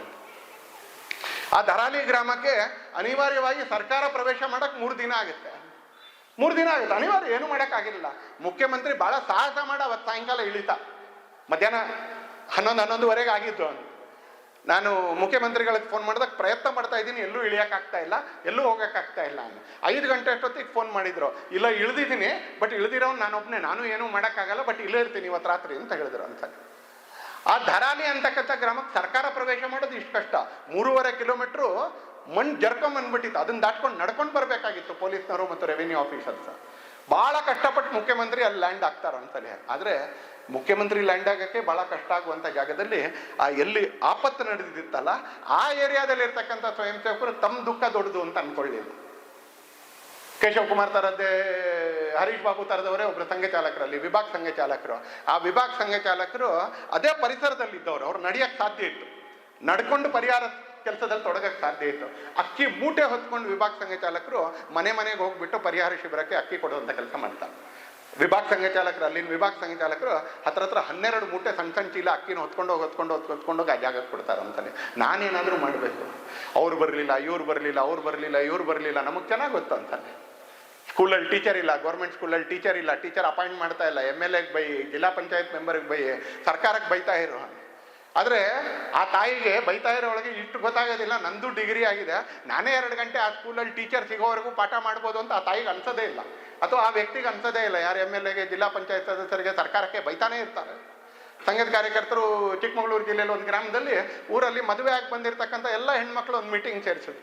2 ವರ್ಷದಿಂದ ಪ್ರಯತ್ನ ಮಾಡ್ತಾ ಇದೀವಿ, ಟೀಚರ್ ಸಿಗ್ತಾ ಇಲ್ಲ, ನೀವೆಲ್ಲರೂ ಡಿಗ್ರಿ ಓದಿರೋರು, ಸರ್ವೆ ಮಾಡೇ ಸೇರಿಸ್ತಾ ಇದೀವಿ ಅಂತ ಹೇಳಿದ್ರು. 28 ಜನ ಹೆಣ್ಮಕ್ಳು ಮದುವೆ ಆಗ ಊರಿಗೆ ಬಂದಿದ್ದ. 28 ಜನ ಹೆಣ್ಮಕ್ಳು ಮದುವೆ ಆಗಿ ಊರಿಗೆ ಬಂದಿದ್ದಾರೆ, ರೈತಾಪಿ ಕುಟುಂಬದವರು. ಹೀಗಾಗಿ ಬೇರೆ ಏನು ಉದ್ಯೋಗ ಇಲ್ಲ, ನೀವು ಊರಿನಲ್ಲಿ ಸ್ಕೂಲ್ಗೋಸ್ಕರ 2 ಗಂಟೆ ಸಮಯ ಕೊಡ್ಬೋದಾ ಅಂತ ಕೇಳಿದ್ರು. ಎಲ್ಲ ತಾಯಂದ್ರು ಖುಷಿಯಲ್ಲಿ ನಾನು ಕೊಡ್ತೀನಿ ಅಂತ ಹೇಳಿದ್ರು. ಅಲ್ಲೇ ಕಾರ್ಯಕರ್ತರು ಅವ್ರನ್ನ ಡಿವೈಡ್ ಮಾಡಿದ್ರು. ಕನ್ನಡ ಕಲಿಸ್ಬೋದಾಗಿರೋರು ಎಷ್ಟು ಜನ, ಇಂಗ್ಲೀಷ್ ಕಲಿಸ್ಬೋದಾಗಿರೋರು ಎಷ್ಟು, ಮ್ಯಾಥಮೆಟಿಕ್ಸ್ ಕಲಿಸ್ಬೋದಾಗಿರೋರು ಎಷ್ಟು, ಸೈನ್ಸ್ ಕಲಿಸ್ಬೋದಾಗಿರೋರು ಎಷ್ಟು, ವಿಂಗಡಣೆ ಮಾಡಿದ್ರು. ಎಲ್ಲ ಸಬ್ಜೆಕ್ಟಿಗೂ 2-3 ಸಿಕ್ಕಿದ್ರು, ಕೆಲವು 5-6 ಜನ ಸಿಕ್ಕಿದ್ರು. ಅವರೆಲ್ಲರಿಗೂ ವಾರದ ಕ್ಲಾಸ್ಗಳನ್ನ ಅಲಾಟ್ ಮಾಡಿದ್ರು. ಟೀಚರ್ ಅಪಾಯಿಂಟ್ ಆಗಬೇಕು, ಹಕ್ಕದು ನಮ್ಮದು. MLA ಹತ್ರ ಜಗಳಾಡೋದು, ಜಿಲ್ಲಾ ಪಂಚಾಯತ್ ಮೆಂಬರ್ ಹತ್ರ ಜಗಳಾಡೋದು, ಸರ್ಕಾರದ ಹತ್ರ ಜಗಳಾಡೋದು ತಪ್ಪಲ್ಲ ಅಲ್ಲ. ಆದರೆ ಅವ್ರ ಹತ್ರ ಬರೀ ಜಗಳಾಡ್ತಾರೆ, ನಾವು ಕೈ ಚೆಲ್ಲಿ ಕೂತ್ಕೊಳ್ಳೋದು ಇದು ಸಂಘ ಅಲ್ಲ, ಇದು ಭಾರತ ಅಲ್ಲ. ಅವ್ರ ಹತ್ರ ಜಗಳಾಡ್ತಾ ಇರ್ಬೇಕು ಟೀಚರ್ ಅಪಾಯಿಂಟ್ಮೆಂಟ್ಗೆ. ಆದರೆ ಅಷ್ಟೊತ್ತು ಸ್ಕೂಲ್ಗೆ ಹೋಗ್ತಾ ಇರೋ ಮಕ್ಕಳು ಯಾರ ಮಕ್ಕಳು? ನಮ್ಮನೆ ಮಕ್ಕಳು. ಬೈದ್ರ ಮಕ್ಕಳು ವಿದ್ಯಾವಂತರಾಗೋದಿಲ್ಲ. ನಮ್ಮೂರಿನ 28 ಜನ ಹೆಣ್ಮಕ್ಳು ಮದುವೆಯಾಗಿ ಬಂದಿರೋರು ಡಿಗ್ರಿ ಓದೋರಿದ್ದಾರೆ. ಆ ಮಾತೆಯವ್ರನ್ನ ಸ್ಕೂಲಿಗೆ ತೊಡಗಿಸಿದ್ರು. 5-6 ವರ್ಷ ಸ್ಕೂಲ್ ಅದೇ ಥರ ನಡೀತು. ಟೀಚರ್ಗಳು ಒಬ್ಬೊಬ್ಬರೇ ಅಪಾಯಿಂಟ್ ಆಗ್ತಾ ಇದ್ರು. ಯಾವ ಲ್ಯಾಂಗ್ವೇಜ್, ಯಾವ ಭಾಷೆ, ಯಾವ ವಿಷಯದ ಟೀಚರ್ ಅಪಾಯಿಂಟ್ ಆಗ್ತಾ ಇದ್ರೋ ಅವ್ರಿಗೆ ರಜಾ ಕೊಡ್ತಿದ್ರು ಆ ಟೀಚರ್ಗಳು. ಕೆಲವು ಮಾತೆಯರು 5 ವರ್ಷದ ಕಾಲ ದಿನ ಹೋಗಿ 2 ಗಂಟೆ 3 ಗಂಟೆ ಕೆಲಸ ಮಾಡ್ತಿದ್ರು. ಸಂಘ ಎಲ್ಲಿ ಸಮಸ್ಯೆ ಇದೆಯೋ ಆ ಸಮಸ್ಯೆಯನ್ನು ಪರಿಹಾರ ಮಾಡೋದು ನನ್ನ ಕರ್ತವ್ಯ ಅಂತ ಅನ್ಕೊಂಡು ಮಾಡ್ತು. ಅದನ್ನು ಪ್ರಶಸ್ತಿಗೋಸ್ಕರ ಮಾಡಲಿಲ್ಲ, ಅದನ್ನು ಪ್ರಶಂಸೆಗೋಸ್ಕರ ಮಾಡಲಿಲ್ಲ, ಅದನ್ನು ಪದವಿಗೋಸ್ಕರ ಮಾಡಲಿಲ್ಲ. ಅದನ್ನು ಪ್ರಶಂಸೆ ಮಾಡಿದ್ರು, ಪರಿಹಾರ ಮಾಡಿದ್ರು, ಕಾಣೆ ಆಗ್ಬಿಟ್ರು. ಯಾರು ಮಾಡಿದ್ರು ಅಂತ ಗೊತ್ತಿಲ್ಲ ಹೆಸರು. ನನಗೂ ಈಗ ದರಾಲಿಯಲ್ಲಿ ಅಕ್ಕಿ ಮೂಟೆ ಹೊತ್ಕೊಂಡು ಬಂದಿರತಕ್ಕಂಥ ವಿಭಾಗ ಸಂಘ ಚಾಲಕರ ಮುಖ ನನಗೆ ಚೆನ್ನಾಗಿ ಪರಿಚಯ ಇದೆ, ಆದರೆ ಅವ್ರ ಹೆಸರು ನಂಗೆ ಗೊತ್ತಿಲ್ಲ. ಮಾನಸಿ ಅಪಾರ್ಟ್ಮೆಂಟ್ನಲ್ಲಿ 9ನೇ ಕ್ಲಾಸಿನ ಹುಡುಗ, ಯಾಕಂದ್ರೆ ನಾನು ಇಲ್ಲೇ ಬೆಂಗಳೂರಲ್ಲೇ ಪ್ರಚಾರಕ್ಕಾಗಿದ್ದೆ. ಆ ಇಡೀ ಘಟ್ಟೆ ನನಗೆ ಚೆನ್ನಾಗಿ ಗೊತ್ತು. ಆದರೆ ಆ ಹುಡುಗ ಯಾರು, ಅವನ ಹೆಸರು ನಮಗೆ ಗೊತ್ತಿಲ್ಲ. ಯರಾತ್ಮ ತಾಲೂಕಲ್ಲಿ ಸ್ವಯಂ ಸೇವಕ ಆ ಹುಡುಗ, ಯಾಕಂದರೆ ಇವ್ರು ಯಾರು ಹೆಸರಿಗೋಸ್ಕರ ಮಾಡಲಿಲ್ಲ. ಸಂಘ ತನ್ನ ಪ್ಯೂರಿಟಿ ಆಫ್ ಪರ್ಪಸ್ ಅಂತ ಹೇಳಿದ್ನಲ್ಲ, ಪ್ಯೂರಿಟಿ ಆಫ್ ಪ್ರಾಕ್ಟೀಸ್ ಅಂತ ಹೇಳಿದ್ನಲ್ಲ, ಆ purity of purpose, purity of practice ಯಾವುದು ಅಂತ ಕೇಳಿದ್ರು ಇದೆ. ನನಗೆ ಹೆಸರು ಬೇಕು, ನನಗೆ ಪ್ರಶಸ್ತಿ ಬೇಕು, ನನಗೆ ಪ್ರಶಸ್ತಿ ಬೇಕು, ಏನು ಹೇಳಲಿ. ಹಾಗೆ ಸಂಘದ ಹಾಡಲ್ಲಿ ಹೇಳಿದ್ರು, ವಿಮುಖರಾಗಿ ಖ್ಯಾತಿಗೆ, ಪ್ರಚಾರಕ್ಕೆ, ಪ್ರಶಂಸೆಗೆ ಅಂತ ಹಾಡ್ರಿ. ಶಾಖೆಯಲ್ಲಿ ಇದನ್ನು ಕಾರ್ಯಕರ್ತರು ಬಾಲಕರು ಹೇಳ್ತಾ ಹೋದ್ರು. 2 ಸಾಲುಗಳನ್ನ ಅದೇ ಪದ್ಯದಲ್ಲಿ ಹೇಳಿದ್ರು ಅಂತಲೇ. ದಿಟದಿ ನಾವು ಅಳಿಸಬೇಕು ನುಡಿಯ ನಡೆಯ ಅಂತರ. ಮೊದಲನೇದು ಹೇಳಿದ್ರು, ದಿಟದಿ ನಾವು ಅಳಿಸಬೇಕು ನುಡಿಯ ನಡೆಯ ಅಂತರ. ಹಾಗೆ ಅದೇ ಪದ್ಯದಲ್ಲಿ ಇನ್ನೊಂದು ಸಾಲಿನಲ್ಲಿ ಹೇಳಿದ್ರು, ವಿಮುಖರಾಗಿ ಖ್ಯಾತಿಗೆ, ಪ್ರಚಾರಕ್ಕೆ, ಪ್ರಶಂಸೆಗೆ. ಹೇಳೋದು ಮತ್ತು ಮಾಡೋದು ಇವೆರಡರು ಪ್ರಾಮಾಣಿಕರಾಗಬೇಕು ಅಂತ ಹೇಳಿದ್ಮೇಲೆ ನಾವು ಪ್ರಾಮಾಣಿಕರಾಗಬೇಕು. ದೇಶಭಕ್ತರಾಗಬೇಕು ಅಂತ ಹೇಳಕ್ಕಿಂತ ಜೊತೆಗೆ ನಾವು ದೇಶಭಕ್ತರಾಗಿರ್ಬೇಕು. ಇನ್ನೊಬ್ಬರಿಗೆ ಪರಿಸರ ಸಂರಕ್ಷಣೆ ಮಾಡಬೇಕು ಅಂತ ಹೇಳುವಾಗ ನಾನು ಪರಿಸರ ಸಂರಕ್ಷಣೆ ಮಾಡ್ತಾ ಇರಬೇಕು. ದಿಟದಿ ನಾವು ಅಳಿಸಬೇಕು ನುಡಿಯ ನಡೆಯ ಅಂತರ. ಹಾಗೆ 2ನೇದು ಹೇಳಿದ್ರು, ಇದೆಲ್ಲ ಮಾಡ್ತಾ ಇರಬೇಕಾದ್ರೆ ವಿಮುಖರಾಗಿ ಖ್ಯಾತಿಗೆ, ಪ್ರಚಾರಕ್ಕೆ, ಪ್ರಶಂಸೆಗೆ. ಎಲ್ಲ ಕ್ಷೇತ್ರಗಳಲ್ಲೂ ಸಂಘ ಹರಡಿಕೊಳ್ತು. ನಾನು ಅದರ ವಿವರಕ್ಕೆ ಹೋಗೋದಿಲ್ಲ ಅಂತ. ಆದರೆ ಈ ಹರಡಿಕೊಳ್ತಾ ಇರಬೇಕಾದ್ರೆ ಸಂಘ ವಿರೋಧವನ್ನು ಎದುರುತ್ತಿಲ್ವಾ ಅಂತ ಕೇಳಿದ್ರೆ, ಅನೇಕ ಸಂದರ್ಭಗಳಲ್ಲಿ ತಪ್ಪು ಕಲ್ಪನೆ ಕಾರಣಕ್ಕೆ, ಅನೇಕ ಸಂದರ್ಭದಲ್ಲಿ ವೆಸ್ಟೆಡ್ ಇಂಟ್ರೆಸ್ಟ್, ತಾಪಿತ ಹಿತಾಸಕ್ತಿಗಳ ಕಾರಣಕ್ಕೆ ಸಂಘ ಎದುರಿಸ್ತಾರೆ. ರಾಜಕೀಯ ಕ್ಷೇತ್ರ ಕೂಡ ಬದಲಾಗಬೇಕು, ಧಾರ್ಮಿಕ ಕ್ಷೇತ್ರ ಕೂಡ ಬದಲಾಗಬೇಕು, ಸೇವಾ ಕ್ಷೇತ್ರ ಕೂಡ ಬದಲಾಗಬೇಕು, ಕಾರ್ಮಿಕ ಕ್ಷೇತ್ರ ಕೂಡ ಬದಲಾಗಬೇಕು. ಸಂಘ ಎಲ್ಲ ಕಡೆ ಪ್ರವೇಶ ಮಾಡ್ತಾ ಹೋಯ್ತು ಅಂತ. ಒಂದು ಸಿದ್ಧಾಂತಕ್ಕೆ, ಒಂದು ವಿಚಾರಕ್ಕೆ, ಒಂದು ಆಚರಣೆಗೆ ಬದ್ಧರಾಗಿರ್ತಕ್ಕಂಥ ವ್ಯಕ್ತಿಗಳು ಈ ಕ್ಷೇತ್ರದಲ್ಲಿ ಜಯಿಸ್ಬೇಕು. ಅವರು ಆಚರಣೆ ಮಾಡ್ತಾ ಹೋಗ್ತಾನೆ. ಹಾಗೆ ಅಲ್ಲೊಂದಷ್ಟು ಜನ ಸ್ಥಾಪಿತರಾಗಿದ್ರು. ಲೇಬರ್ ಯೂನಿಯನ್ಗಳಲ್ಲಿ ಕಮ್ಯುನಿಟರು ಸ್ಥಾಪಿತರಾಗ್ಬಿಟ್ಟಿದ್ರು. ಧಾರ್ಮಿಕ ಕ್ಷೇತ್ರಗಳು, ದೇವಸ್ಥಾನಗಳು ಚೆನ್ನಾಗಿ ಆಗಬೇಕು, ಅಲ್ಲಿ ಕೆಲವರು ಸ್ಥಾಪಿತರಾಗ್ಬಿಟ್ಟಿದ್ರು. ಚೆನ್ನಾಗಿ ಆಗಬೇಕು, ಬದಲಾವಣೆ ಆಗಕ್ಕೆ ಶುರು ಆದಾಗ ಯಾರ ಇಂಟ್ರೆಸ್ಟ್ಗಳು ಹರಟಾಯಿತೋ ಅವ್ರುಗಳು ವಿರೋಧ ಮಾಡೋಕೆ ಆರಂಭ ಮಾಡಿದ್ರು. ಕೆಲವು ವಿಚಾರಗಳು ಅವು ಅರಾಜಕ ವಿಚಾರಗಳು, ಅನಾರ್ಕಿಸ್ಟ್ಗಳು. ಅದು ವಾಮಪಂಥಿ ವಿಚಾರಧಾರೆ ಇರ್ಬೋದು, ಸೋಷಿಯಲಿಸ್ಟ್ ವಿಚಾರಧಾರೆ ಇರ್ಬೋದು, ಈ ಥರದ ಅನೇಕ ವಿಚಾರಧಾರೆಗಳು ಅವರು ವಿರೋಧ ಮಾಡಲಿಕ್ಕೆ ಆರಂಭ ಮಾಡಿದ್ರು. ಕೆಲವರು ತಮ್ಮ ವಿರೋಧವನ್ನು ವಿಪರೀತಕ್ಕೆ ತಗೊಂಡೋದ್ರು. ಆ ವಿಪರೀತಕ್ಕೆ ತಗೊಂಡೋದಾಗಲೂ ಕೂಡ ಸಂಘ ವಿಚಲಿತ ಆಗಲಿಲ್ಲ ಅಂತ. ಲೆಟ್ ದ ಸ್ಟಾರ್ಮ್ ಪಾಸ್ ಅಂತಕ್ಕಂಥ ಇಂಗ್ಲೀಷಲ್ಲಿ ಒಂದು ವಾಕ್ಯ ಇದೆ. ಲೆಟ್ ದ ಸ್ಟಾರ್ಮ್ ಪಾಸ್, ಸ್ವಲ್ಪ ಗಾಳಿ ಹೊರಟೋಗ್ಲಿ, ಬಿರುಗಾಳಿ ಬೀಸ್ಬಿಡ್ಲಿ ಒಂದ್ಸಲ ಅಲ್ಲ, ನಾವಿಲ್ಲೇ ಸ್ಥಿರವಾಗಿರೋಣ. Let the storm pass. ಸಂಘದ 48ರ ನಿಷೇಧವನ್ನು ಅರಗಿಸ್ಕೊಂಡ ನಾವು, 75ರ ನಿಷೇಧವನ್ನು ಅರಗಿಸ್ಕೊಂಡ ನಾವು, 92ರ ನಿಷೇಧವನ್ನಂತೂ ಆರಾಮಾಗಿ ಅರಗಿಸ್ಕೊಂಡ. ಇವತ್ತು ಅನೇಕರು ಸೋಷಿಯಲ್ ಮೀಡಿಯಾದಲ್ಲಿ ಪೋಸ್ಟ್ ಮಾಡ್ತಾರೆ, ಇಂಥವ್ರು ಪ್ರಧಾನಮಂತ್ರಿ ಆದರೆ ಅವ್ರು ಮೊದಲನೇ ದಿನ RSS ಬ್ಯಾನ್ ಮಾಡ್ತಾರೆ. ಯಾರ್ಯಾರೋ ಬ್ಯಾನ್ ಮಾಡೋಕ್ಕಾಗಿಲ್ಲ, ಮುಂದಿನವರೆಲ್ಲ ಬ್ಯಾನ್ ಮಾಡ್ತಾರೆ. 48ರಲ್ಲಿ ನಿಷೇಧದ ಸಂದರ್ಭದಲ್ಲಿ ನಮ್ಮ ಮೇಲೆ ಹಿಂಸೆ ಕೂಡ ನಡೀತು. ರೋಡ್ನಲ್ಲಿ ಹಿಂಸೆ ನಡೀತು. ಜಾತಿ ಕಾರಣಕ್ಕೆ, ಭಾಷೆ ಕಾರಣಕ್ಕೆ, ಗಾಂಧೀಜಿ ಮೇಲಿದ್ದಂಥ ಶ್ರದ್ಧೆ ಕಾರಣಕ್ಕೆ, ಸಂಘದ ಮೇಲೆ ನಡೀತಾ ಇದ್ದಂಥ ಅಪಪ್ರಚಾರದ ಕಾರಣಕ್ಕೆ, ಮತ್ತು ಸಂಘ ಕೂಡ ತುಂಬ ದುರ್ಬಲ ಆಗಿತ್ತು, ಶೈಶವಾವಸ್ಥೆ. ಆ ಕಾರಣಕ್ಕೆ ನಮ್ಮ ಕಾರ್ಯಕರ್ತರ ಮೇಲೆ ಬೆಳಗಾವಿಯಲ್ಲಿ, ಬಿಜಾಪುರದಲ್ಲಿ, ಧಾರವಾಡದಲ್ಲಿ, ಇನ್ನು ಈ ಭಾಗದಲ್ಲಿ ಸಂಘ ಬೆಳೆದಿರಲಿಲ್ಲ. ಆ ಎಲ್ಲ ಭಾಗದಲ್ಲಿ ವಿಪರೀತ ಹಲ್ಲೆಗಳು ಕೂಡ ನಡೀತು. ದಿಲ್ಲಿಯಲ್ಲಿ, ಸೋಲಾಪುರದಲ್ಲಿ, ಕೊಲ್ಲಾಪುರದಲ್ಲಿ ತುಂಬ ಹಲ್ಲೆ ನಡೀತು. 75ರ ಸಂದರ್ಭದಲ್ಲಿ ಯಾರೂ ನಮ್ಮ ಮೇಲೆ ಹಲ್ಲೆ ನಡೆಸೋಕ್ಕಾಗಲಿಲ್ಲ. ಕೇವಲ ಸರ್ಕಾರ ಮಾತ್ರ ಮಾಡಿತು. ಸಮಾಜ ನಮ್ಮನ್ನು ಸ್ವೀಕಾರ ಮಾಡಾಗಿತ್ತು, ಕೇವಲ ಸರ್ಕಾರ, ಅವತ್ತಿದ್ದಂಥ ಇಂದಿರಾ ಗಾಂಧಿ ಸರ್ಕಾರ ಮಾತ್ರ ನಮ್ಮನ್ನು ವಿರೋಧ ಮಾಡಿತು. ಪೊಲೀಸರು ನಮ್ಮ ಮೇಲೆ ಹಲ್ಲೆ ಮಾಡಿದ್ರು, ಆದರೆ ಪೊಲೀಸರು ನಮ್ಮ ಮೇಲೆ ಹಲ್ಲೆ ಮಾಡಿದ್ರು. ಈಗಲೂ ಕುಂಟ್ಕೊಂಡು ನಡೀತಾ ಇದ್ದಾರೆ, ಈಗಲೂ ಕೋಲ್ ಹಿಡ್ಕೊಂಡು ನಡೀತಾ ಇದ್ದಾರೆ. ಯಾವಾಗ 75 ಯೋಚನೆ ಮಾಡಿ, 75ರಿಂದ 2025, 50 ವರ್ಷಗಳ ನಂತರ, 50 ವರ್ಷಗಳ ನಂತರ ಇವತ್ತು ಶಿವಮೊಗ್ಗದಲ್ಲಿ, ಮಂಗಳೂರಿನಲ್ಲಿ, ಕಾಸರಗೋಡಿನಲ್ಲಿ, ಕೇರಳದಲ್ಲಿ, ಧಾರವಾಡದಲ್ಲಿ ಇವತ್ತು ಅವತ್ತಿನ ಪೊಲೀಸ್ ಬ್ರುಟ್ಯಾಲಿಟಿಯನ್ನು ಸಹಿಸ್ಕೊಂಡಿರ್ತಕ್ಕಂಥ ಸ್ವಯಂ ಸೇವಕರು ಇವತ್ತು ಸಂಘದ ಕಾರ್ಯಕರ್ತರು, ಇವತ್ತು ಸಂಘದ ಕಾರ್ಯ ನಮ್ಮ ನಡುವೆ ಇದ್ದಾರೆ. ಹಾಗಾಗಿ ನಾನು ಹೆಸರು ಹೇಳಕ್ಕೆ ಹೋಗೋದಿಲ್ಲ ಅಂತಲೇ, ಅವ್ರಿಗೆ ಇಷ್ಟ ಆಗೋದಿಲ್ಲ, ನೀವ್ಯಾಕೆ ನಮ್ಮ ಹೆಸರು ಹೇಳಿದ್ರೆ ಅಂತ ಹೇಳ್ತಾರೆ. ಇವತ್ತು ಕೋಲಿಡ್ಕೊಂಡು ನಡೀತಾರೆ ಕೆಲವರು, ಇವತ್ತು ಕುಂಟ್ತಾನೆ ನಡೀತಾರೆ. ಪೊಲೀಸರ ಹಲ್ಲೆನ ಎದುರಿಸ್ಬೇಕಾಯ್ತು, ಸಂಘ ವಿಚಲಿತ ಆಗಲಿಲ್ಲ. 92ರಲ್ಲಿ ಅಯೋಧ್ಯೆಯಲ್ಲಿದ್ದಂಥ ವಿವಾದಿತ ಕಟ್ಟಡವನ್ನು ಧ್ವಂಸ ಮಾಡಿದಾಗ ರಾಮಭಕ್ತರು, ಅವಾಗಲೂ ಇದಕ್ಕೆಲ್ಲ ಸಂಘ ಕಾರಣ ಅಂತ ಸರ್ಕಾರ ನಿಷೇಧ ಹಾಕ್ತು. ನಿಷೇಧ ಮಾಡಿದ ಸರ್ಕಾರಕ್ಕೂ ಗೊತ್ತಿಲ್ಲ, ಅದನ್ನು ಜಾರಿಗೆ ತರಬೇಕಾಗಿದ್ದಂಥ ಪೊಲೀಸರಿಗೂ ನೆನಪಿರಲಿಲ್ಲ, ಜನಕ್ಕೆ ಯಾರಿಗೂ ಗೊತ್ತೇ ಇರಲಿಲ್ಲ. ಕೇಶವ ಕೃಪಾತ್ ಪಕ್ಕದ ಮನೆಯಲ್ಲಿ ಎಲ್ಲರೂ ಕಾರ್ಯಕರ್ತರಿದ್ರು, ದಿನ ಬೆಳಿಗ್ಗೆ ಬಂದು ಹೋಗ್ತಿದ್ರು, ಮಲ್ಕೊಳ್ಳೋದನ್ನು ಮಾತ್ರ ಅಲ್ಲಿ ಪಕ್ಕದಲ್ಲಿ ಮಲ್ಕೊಳ್ತಾ ಇದ್ರು, ಯಾರಿಗೂ ಗೊತ್ತಿರಲಿಲ್ಲ ನಿಷೇಧ. ಇವತ್ತು ಸಂಘದ ಸ್ವೀಕಾರ್ಯತೆ ಇಷ್ಟಿದೆ, ಇನ್ಯಾರಿಗೂ ನಿಷೇಧ ಮಾಡುವಂಥ ಧೈರ್ಯ ಬರಲಿಕ್ಕಿಲ್ಲ. ಇವತ್ತು ಮಾಡೋದೇ ಇಲ್ಲ ಅಂತ ಹೇಳಲ್ಲ ನಾನು ಅಂತಲೇ, ಯಾಕಂದ್ರೆ ಮೊಹಮ್ಮದ್ ಬಿನ್ ತುಗ್ಲಕ್ ತರದ ರಾಜರು ಜಗತ್ನಲ್ಲಿ ಅವಾಗ ಪ್ರತ್ಯಕ್ಷ ಆಗ್ತಾ ಇರ್ತಾರೆ. ಕೈಲಾಗದೇ ಇರೋದಕ್ಕೆಲ್ಲ ಕೈ ಹಾಕುವಂಥ ರಾಜರುಗಳು ಸೃಷ್ಟಿ ಆಗ್ತಾ ಇರ್ತಾರೆ ಅಂತಂದ್ರೆ. ಆದರೆ ಇವತ್ತು ಸಂಘದ ಸ್ವೀಕಾರ್ಯತೆ ಎಷ್ಟಿದೆ, ಯಾರೂ ಬ್ಯಾನ್ ಮಾಡೋಕ್ಕೆ ಸಾಧ್ಯನೇ ಇಲ್ಲ. ಸಂಘ ವಿರೋಧಗಳನ್ನ ಎದುರಿಸ್ಕೊಂಡು ಬಂತು. ಈಗಲೂ ಕೂಡ ಸಂಘ ವಿರೋಧಗಳನ್ನ ಅನೇಕ ಕಡೆ ಸ್ಥಾನೀಯವಾಗಿ ಎದುರಿಸ್ತಾನೆ ಇದೆ. ಕೇರಳದಂಥ ರಾಜ್ಯಗಳಲ್ಲಿ 286ಕ್ಕಿಂತ ಜಾಸ್ತಿ ಕಾರ್ಯಕರ್ತರು ಹತ್ಯೆಗೊಳಗಾದ್ರು, ದಾರುಣವಾಗಿರ್ತಕ್ಕಂಥ ಹತ್ಯೆ ಒಳಗಾದ್ರು. ಏನು ಪಾಪ ಅವ್ರದ್ದು ಅಂತ ಕೇಳಿದ್ರೆ, ಅವ್ರು ಭಾರತ್ ಮಾತಾ ಕಿ ಜೈ ಅಂತ ಹೇಳಿದ್ರು. ಒಂದೇ ಪಾಪ ಅವ್ರದ್ದು, ಒಂದೇ ಪಾಪ ಅವ್ರದ್ದು, ಬೇರೆ ಏನು ಪಾಪ? ಅವ್ರು ಸುಳ್ಳ್ರ ಇಲ್ಲ, ಅವ್ರು ಮೋಸ ಮಾಡಿದ್ರ ಇಲ್ಲ, ಅವ್ರೇನಾದರೂ ಅನ್ಯಾಯ ಮಾಡಿದ್ರ ಇಲ್ಲ, ಭಾರತ್ ಮಾತಾ ಕಿ ಜೈ ಅಂತ ಹೇಳಿದ್ರು. ಸಂಘ ಈ ಥರದ ಅನ್ಯಾಯ, ಅತ್ಯಾಚಾರ, ದಬ್ಬಾಳಿಕೆ ಇವೆಲ್ಲವನ್ನು ಮೀರ್ಕೊಂಡು ಬಂತು.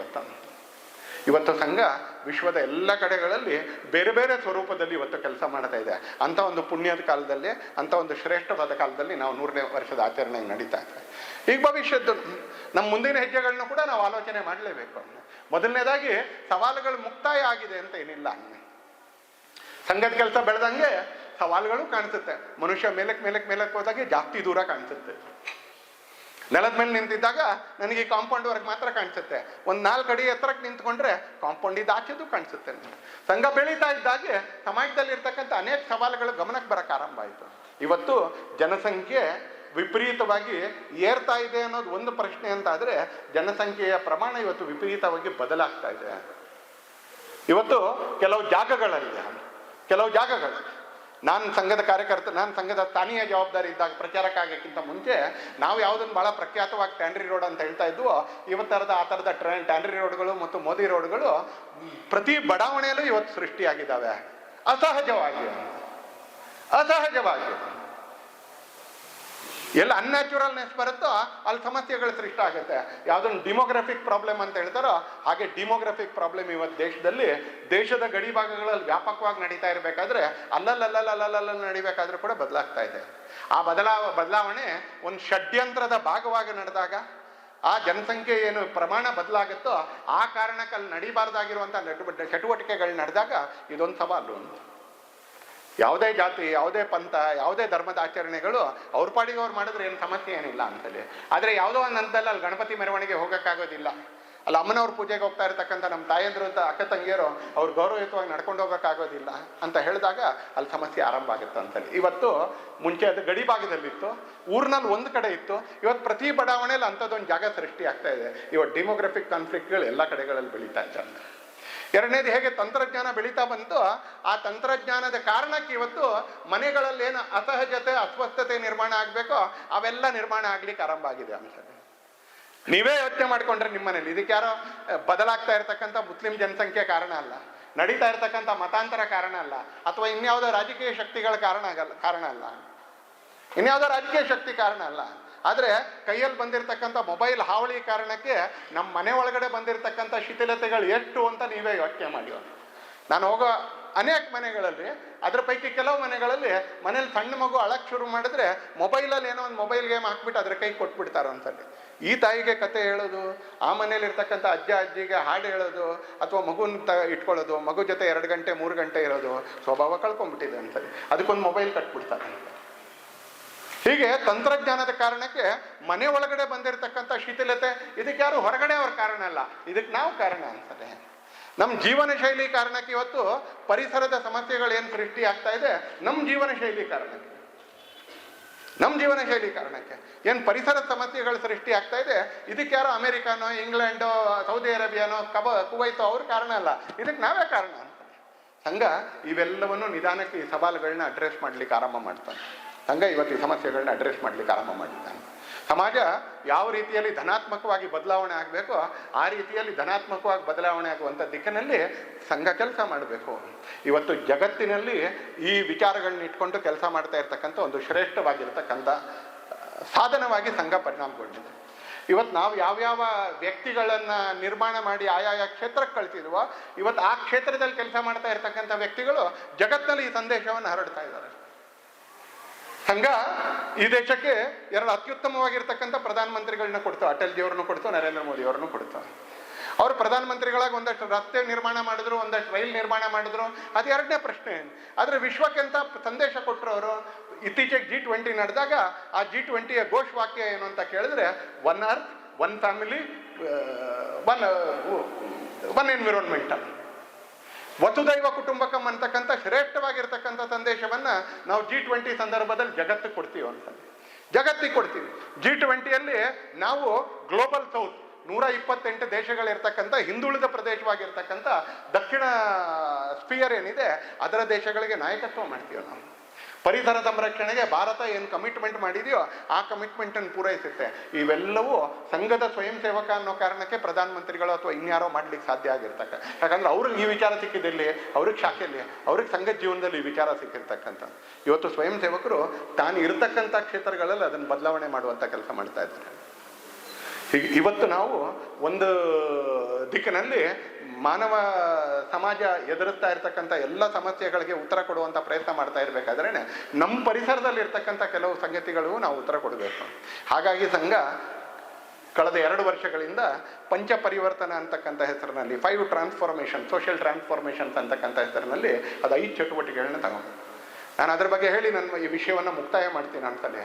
ಇವತ್ತು ನಾವು ಕಾರ್ಯಕ್ರಮದಲ್ಲಿ ಪಾಲ್ಗೊಂಡಿದ್ದೀವಿ ಅಥವಾ ಸಂಘದ ಸ್ವಯಂ ಸೇವಕರು ಆಗಿದ್ದೀವಿ ಅನ್ನೋದೊಂದೇ ಹೆಗ್ಗಳಿಕೆ ಅಲ್ಲ. ವಾಟ್ ಆಫ್ಟರ್ ದಟ್ ಅನ್ನು ನ್ಯೂಟನ್ ಒಂದು ಸಿದ್ಧಾಂತ ಕಂಡು ಹಿಡಿತಾನೆ. ನ್ಯೂಟನ್ನ 3ನೇ ನಿಯಮ ಇಲ್ಲಿ ಸೈನ್ಸ್ ಸ್ಟೂಡೆಂಟ್ಸ್ಗಳಿಗೆ ಎಲ್ರಿಗೂ ಗೊತ್ತಿದೆ. Action and reaction are equal and opposite ಅಂತ. ಅವನು ಅದಕ್ಕೆ ಅನೇಕ ನಿದರ್ಶನಗಳನ್ನು ಕೊಡ್ತಾನೆ. Action and reaction are equal and opposite. ಇದು ನ್ಯೂಟನ್ನ 3ನೇ ನಿಯಮ. ಇದು ಒಂದು ಮೊದಲನೇ ನಿಯಮ ಇದೆ, 2ನೇ ನಿಯಮ ಇದೆ, 3ನೇ ನಿಯಮ ಇದೆ. ಮೊದಲನೇದು ಸ್ವಲ್ಪ ನನಗೂ ಹೇಳೋದು ಕಷ್ಟ, 3ನೇದು ನಿಮಗೂ ಸುಲಭ, ನನಗೂ ಸುಲಭ, ಅದಕ್ಕೆ ಹೇಳಿದ್ದೀನಿ ಅಂತಾನೆ. Action and reaction are equal and opposite ಅಂದ್ರೆ ಏನು ಅಂತ ಕೇಳಿದ್ರೆ, ನಾನು ಯಾರಿಗೋ ಕಪಾಲ ಕೊಡಿದ್ರೆ ಅವನು ಅಷ್ಟೇ ತೀವ್ರವಾಗಿ ಕಪಾಲ ಕೊಡಿತಾನೆ, ಇದಲ್ಲ ಉತ್ತರ. ಇದು ಅದು ನ್ಯೂಟನ್ ಬರೋದಕ್ಕಿಂತ ಮುಂಚೆನೂ ಆ ನಿಯಮ ಇತ್ತು.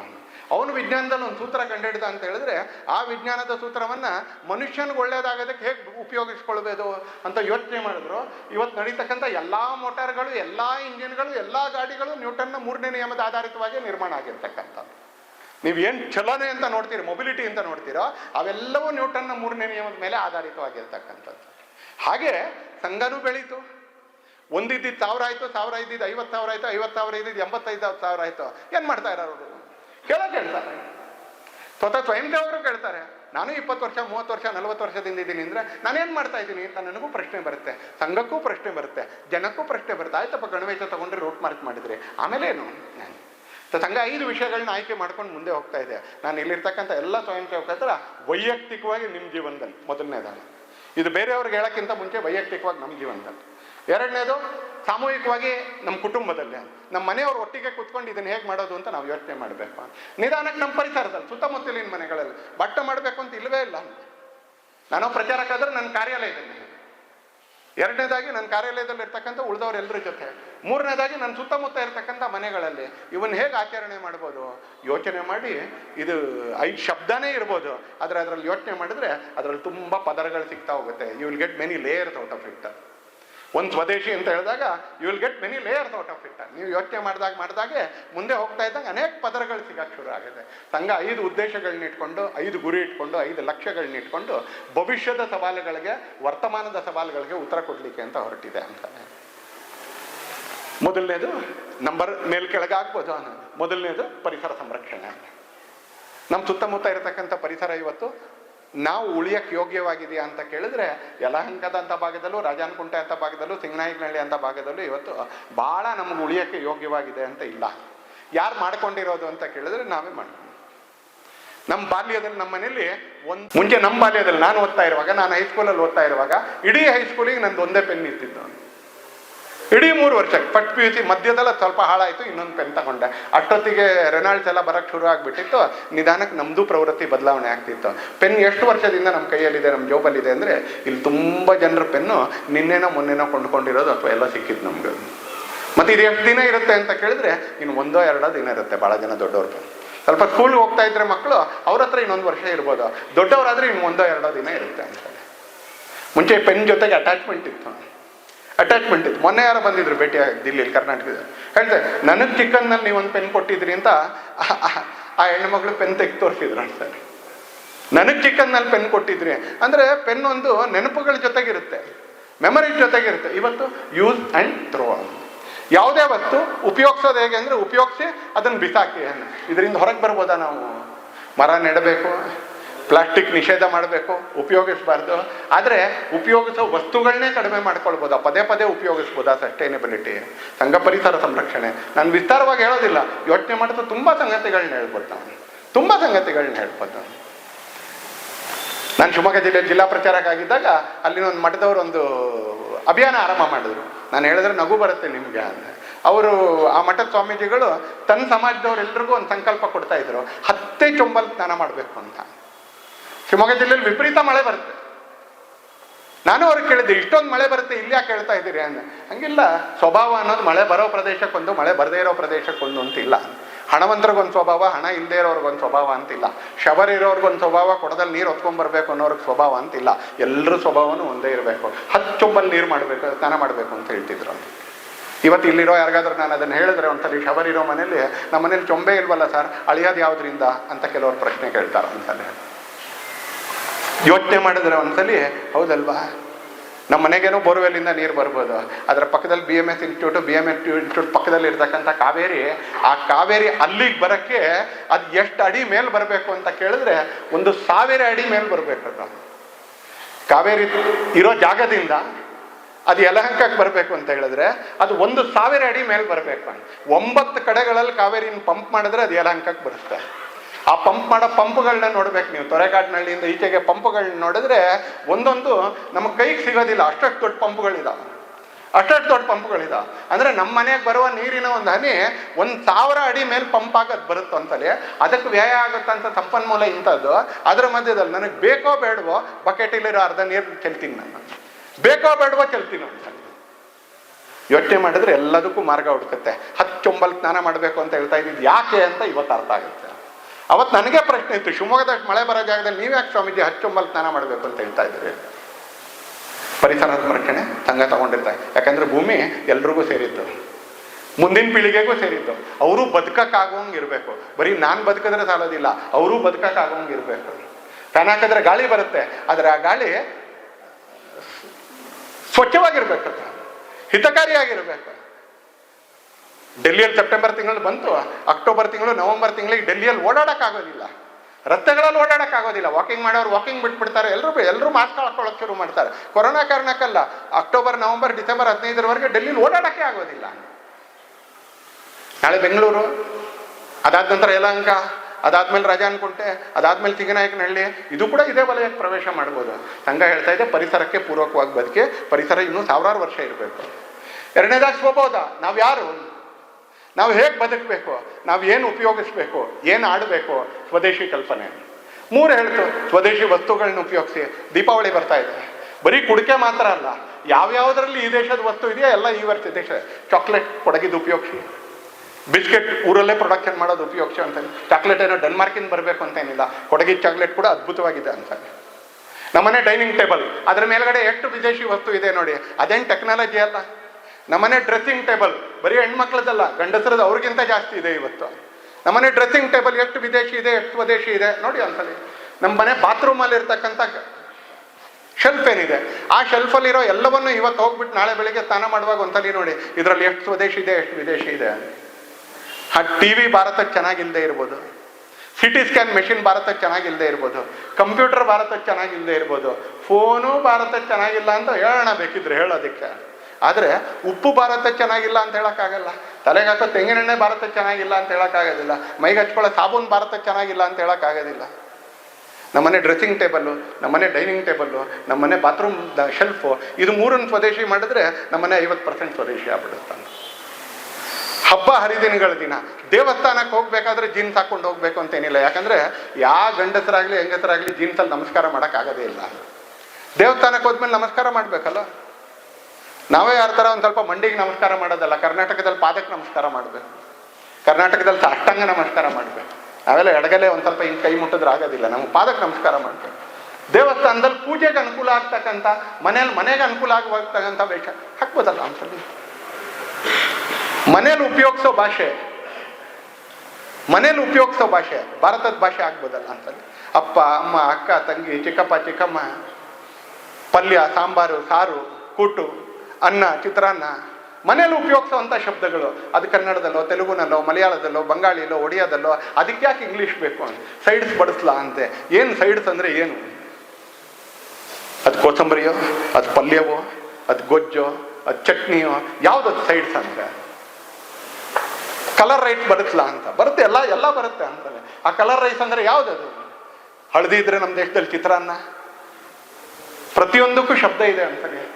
ನಮಗೆ ಬೇಕಾಗಿರುವಂಥ ಅದಕ್ಕೆ ಭಾರತದ ಭಾಷೆಗಳನ್ನ ಬಳಸ್ಬೋದಾ? ಇಷ್ಟೇ. ಮೂರನೇದು ಸಾಮಾಜಿಕ ಸದ್ಭಾವನೆ. ಜಾತಿಯ ಕಾರಣಕ್ಕೆ ಭಾಷೆಯ ಕಾರಣಕ್ಕೆ ಅಂತರ ಇರಬಾರ್ದು ನಮ್ಮ ಹತ್ರ, ಮೇಲು ಕೀಳು ಅನ್ನೋದು ಇರಬಾರ್ದು. ಮನೆಯ ಆಚರಣೆಗಳಲ್ಲಿ ಮೇಲು ಕೀಳು ಇರಬಾರ್ದು. ಮೂರನೇದು. ನಾಲ್ಕನೇದು ಮೌಲ್ಯಯುತವಾಗಿರ್ತಕ್ಕಂಥ ಕುಟುಂಬಗಳಾಗಬೇಕು. ಅಪ್ಪ ಅಮ್ಮ ಅಜ್ಜ ಅಜ್ಜಿ ಮೊಮ್ಮಕ್ಕಳು ಮನೆಯಲ್ಲಿ ಒಂದು ಒಂದು ಒಂದು ಒಳ್ಳೆ ವಾತಾವರಣ ಇರಬೇಕು. ಒಂದು ಒಳ್ಳೆ ವಾತಾವರಣ. ಒಂದು ಕಾಲೇಜಲ್ಲಿ ಒಬ್ಬ ಟೀಚರು ಸಿಲೆಬಸ್ ಮುಗಿದಿದೆ ಅಂತ ಕ್ಲಾಸಲ್ಲಿ ಇದ್ದಂಥ ಎಲ್ಲ ಹೆಣ್ಮಕ್ಳಿಗೆ ಒಂದು ಪ್ರಶ್ನೆ ಕೇಳ್ತಾರೆ. ಸಿಲೆಬಸ್ ಮುಗಿದಿತ್ತು, ಹೀಗೆ ಇನ್ಫಾರ್ಮಲ್ ಆಗಿ ನಿಮ್ಮ ಬೆಸ್ಟ್ ಫ್ರೆಂಡ್ ಯಾರು ಅಂತ ಪ್ರಶ್ನೆ ಕೇಳ್ತಾರೆ. ಅಲ್ಲಿದ್ದವರೆಲ್ಲ ಯಾರ್ದೋ ಒಬ್ರದ್ದು ಹೆಸರು ಹೇಳ್ತಾರೆ. ಇವತ್ತೆಲ್ಲ ಬೆಸ್ಟ್ ಫ್ರೆಂಡ್ ಅಂತ ಒಂದು ಬಂದಿದೆ, ಎಲ್ಲದರಲ್ಲೂ ಜೊತೆಗಿರ್ತಾರೆ ಅನ್ನೋರು. ಸ್ವಲ್ಪ ನೆಗೆಟಿವ್, ಅದು ಭಾಳ ಪಾಸಿಟಿವ್ ಅಂತೇನಿಲ್ಲ. ಎಲ್ಲರೂ ಹೆಸರು ಹೇಳ್ತಾ ಹೋಗ್ತಾರೆ. ಒಬ್ಬ ಹೆಣ್ಮಕ್ಳು ಎದ್ದು ನಿಂತ್ಕೊಂಡವಳು ಅವಳು ಹೇಳ್ತಾಳೆ ನಮ್ಮಮ್ಮ ನನ್ನ ಬೆಸ್ಟ್ ಫ್ರೆಂಡು ಅಂತ ಹೇಳ್ತಾರೆ. ಟೀಚರು ಸೇರಿಸಿ ಉಳಿದವರೆಲ್ಲರೂ ನಗ್ತಾರೆ ನಮ್ಮಮ್ಮ ಬೆಸ್ಟ್ ಫ್ರೆಂಡು ಅಂತ ಹೇಳಿದಾಗ. ನಾ ಹೇಳ್ದಲ್ಲ ಒಂದು ಸ್ವಲ್ಪ ನೆಗೆಟಿವ್ ಅದು ಅನ್ನೋದಕ್ಕೆ. ಟೀಚರ್ ಅದೇ ಥರದ ನೆಗೆಟಿವ್ ಪ್ರಶ್ನೆ ಕೇಳ್ತಾರೆ. ನಿಮ್ಮಮ್ಮಂಗೆ ನೀನು ಮಾಡೋದೆಲ್ಲ ಹೇಳ್ತೀಯಾ ಅಂತ ಕೇಳ್ತಾರೆ. ನಾನು ಹೇಳಿದ್ದು ಕನ್ನಡದ ಕಾರಣ ಕೆಲವ್ರಿಗೆ ಅರ್ಥ ಆಗ್ತಾ ಇರ್ಬೋದು. ಆ ಟೀಚರ್ ಆ ಹೆಣ್ಮಗಳಿಗೆ ಕೇಳ್ತಾರೆ, PUC ಓದ್ತಾ ಇದ್ದಂಥ ಹೆಣ್ಮಗಳಿಗೆ, ನೀನು ಮಾಡೋದೆಲ್ಲ ನಿಮ್ಮ ಅಮ್ಮಂಗೆ ಹೇಳ್ತೀಯಾ ಅಂತ. ಆ ಟೀಚರ್ ಹೆಣ್ಮಗಳಿಗೆ ಒಂದು ಸ್ವಲ್ಪ ಸಿಟ್ಟು ಬರುತ್ತೆ ಅಂತೇಳಿ ಆಕೆ 2 ವಾಕ್ಯ ಹೇಳ್ತಾರೆ. Value based system, value based family ಅಂತ ಹೇಳಿದ್ರೆ ಲೆಕ್ಕ ಹಾಕಿ ಅಂತಲ್ಲಿ ಈ ಥರದ ಸಂಗತಿಗಳು. ಆಕೆ 2 ವಾಕ್ಯ ಹೇಳ್ತಾಳೆ.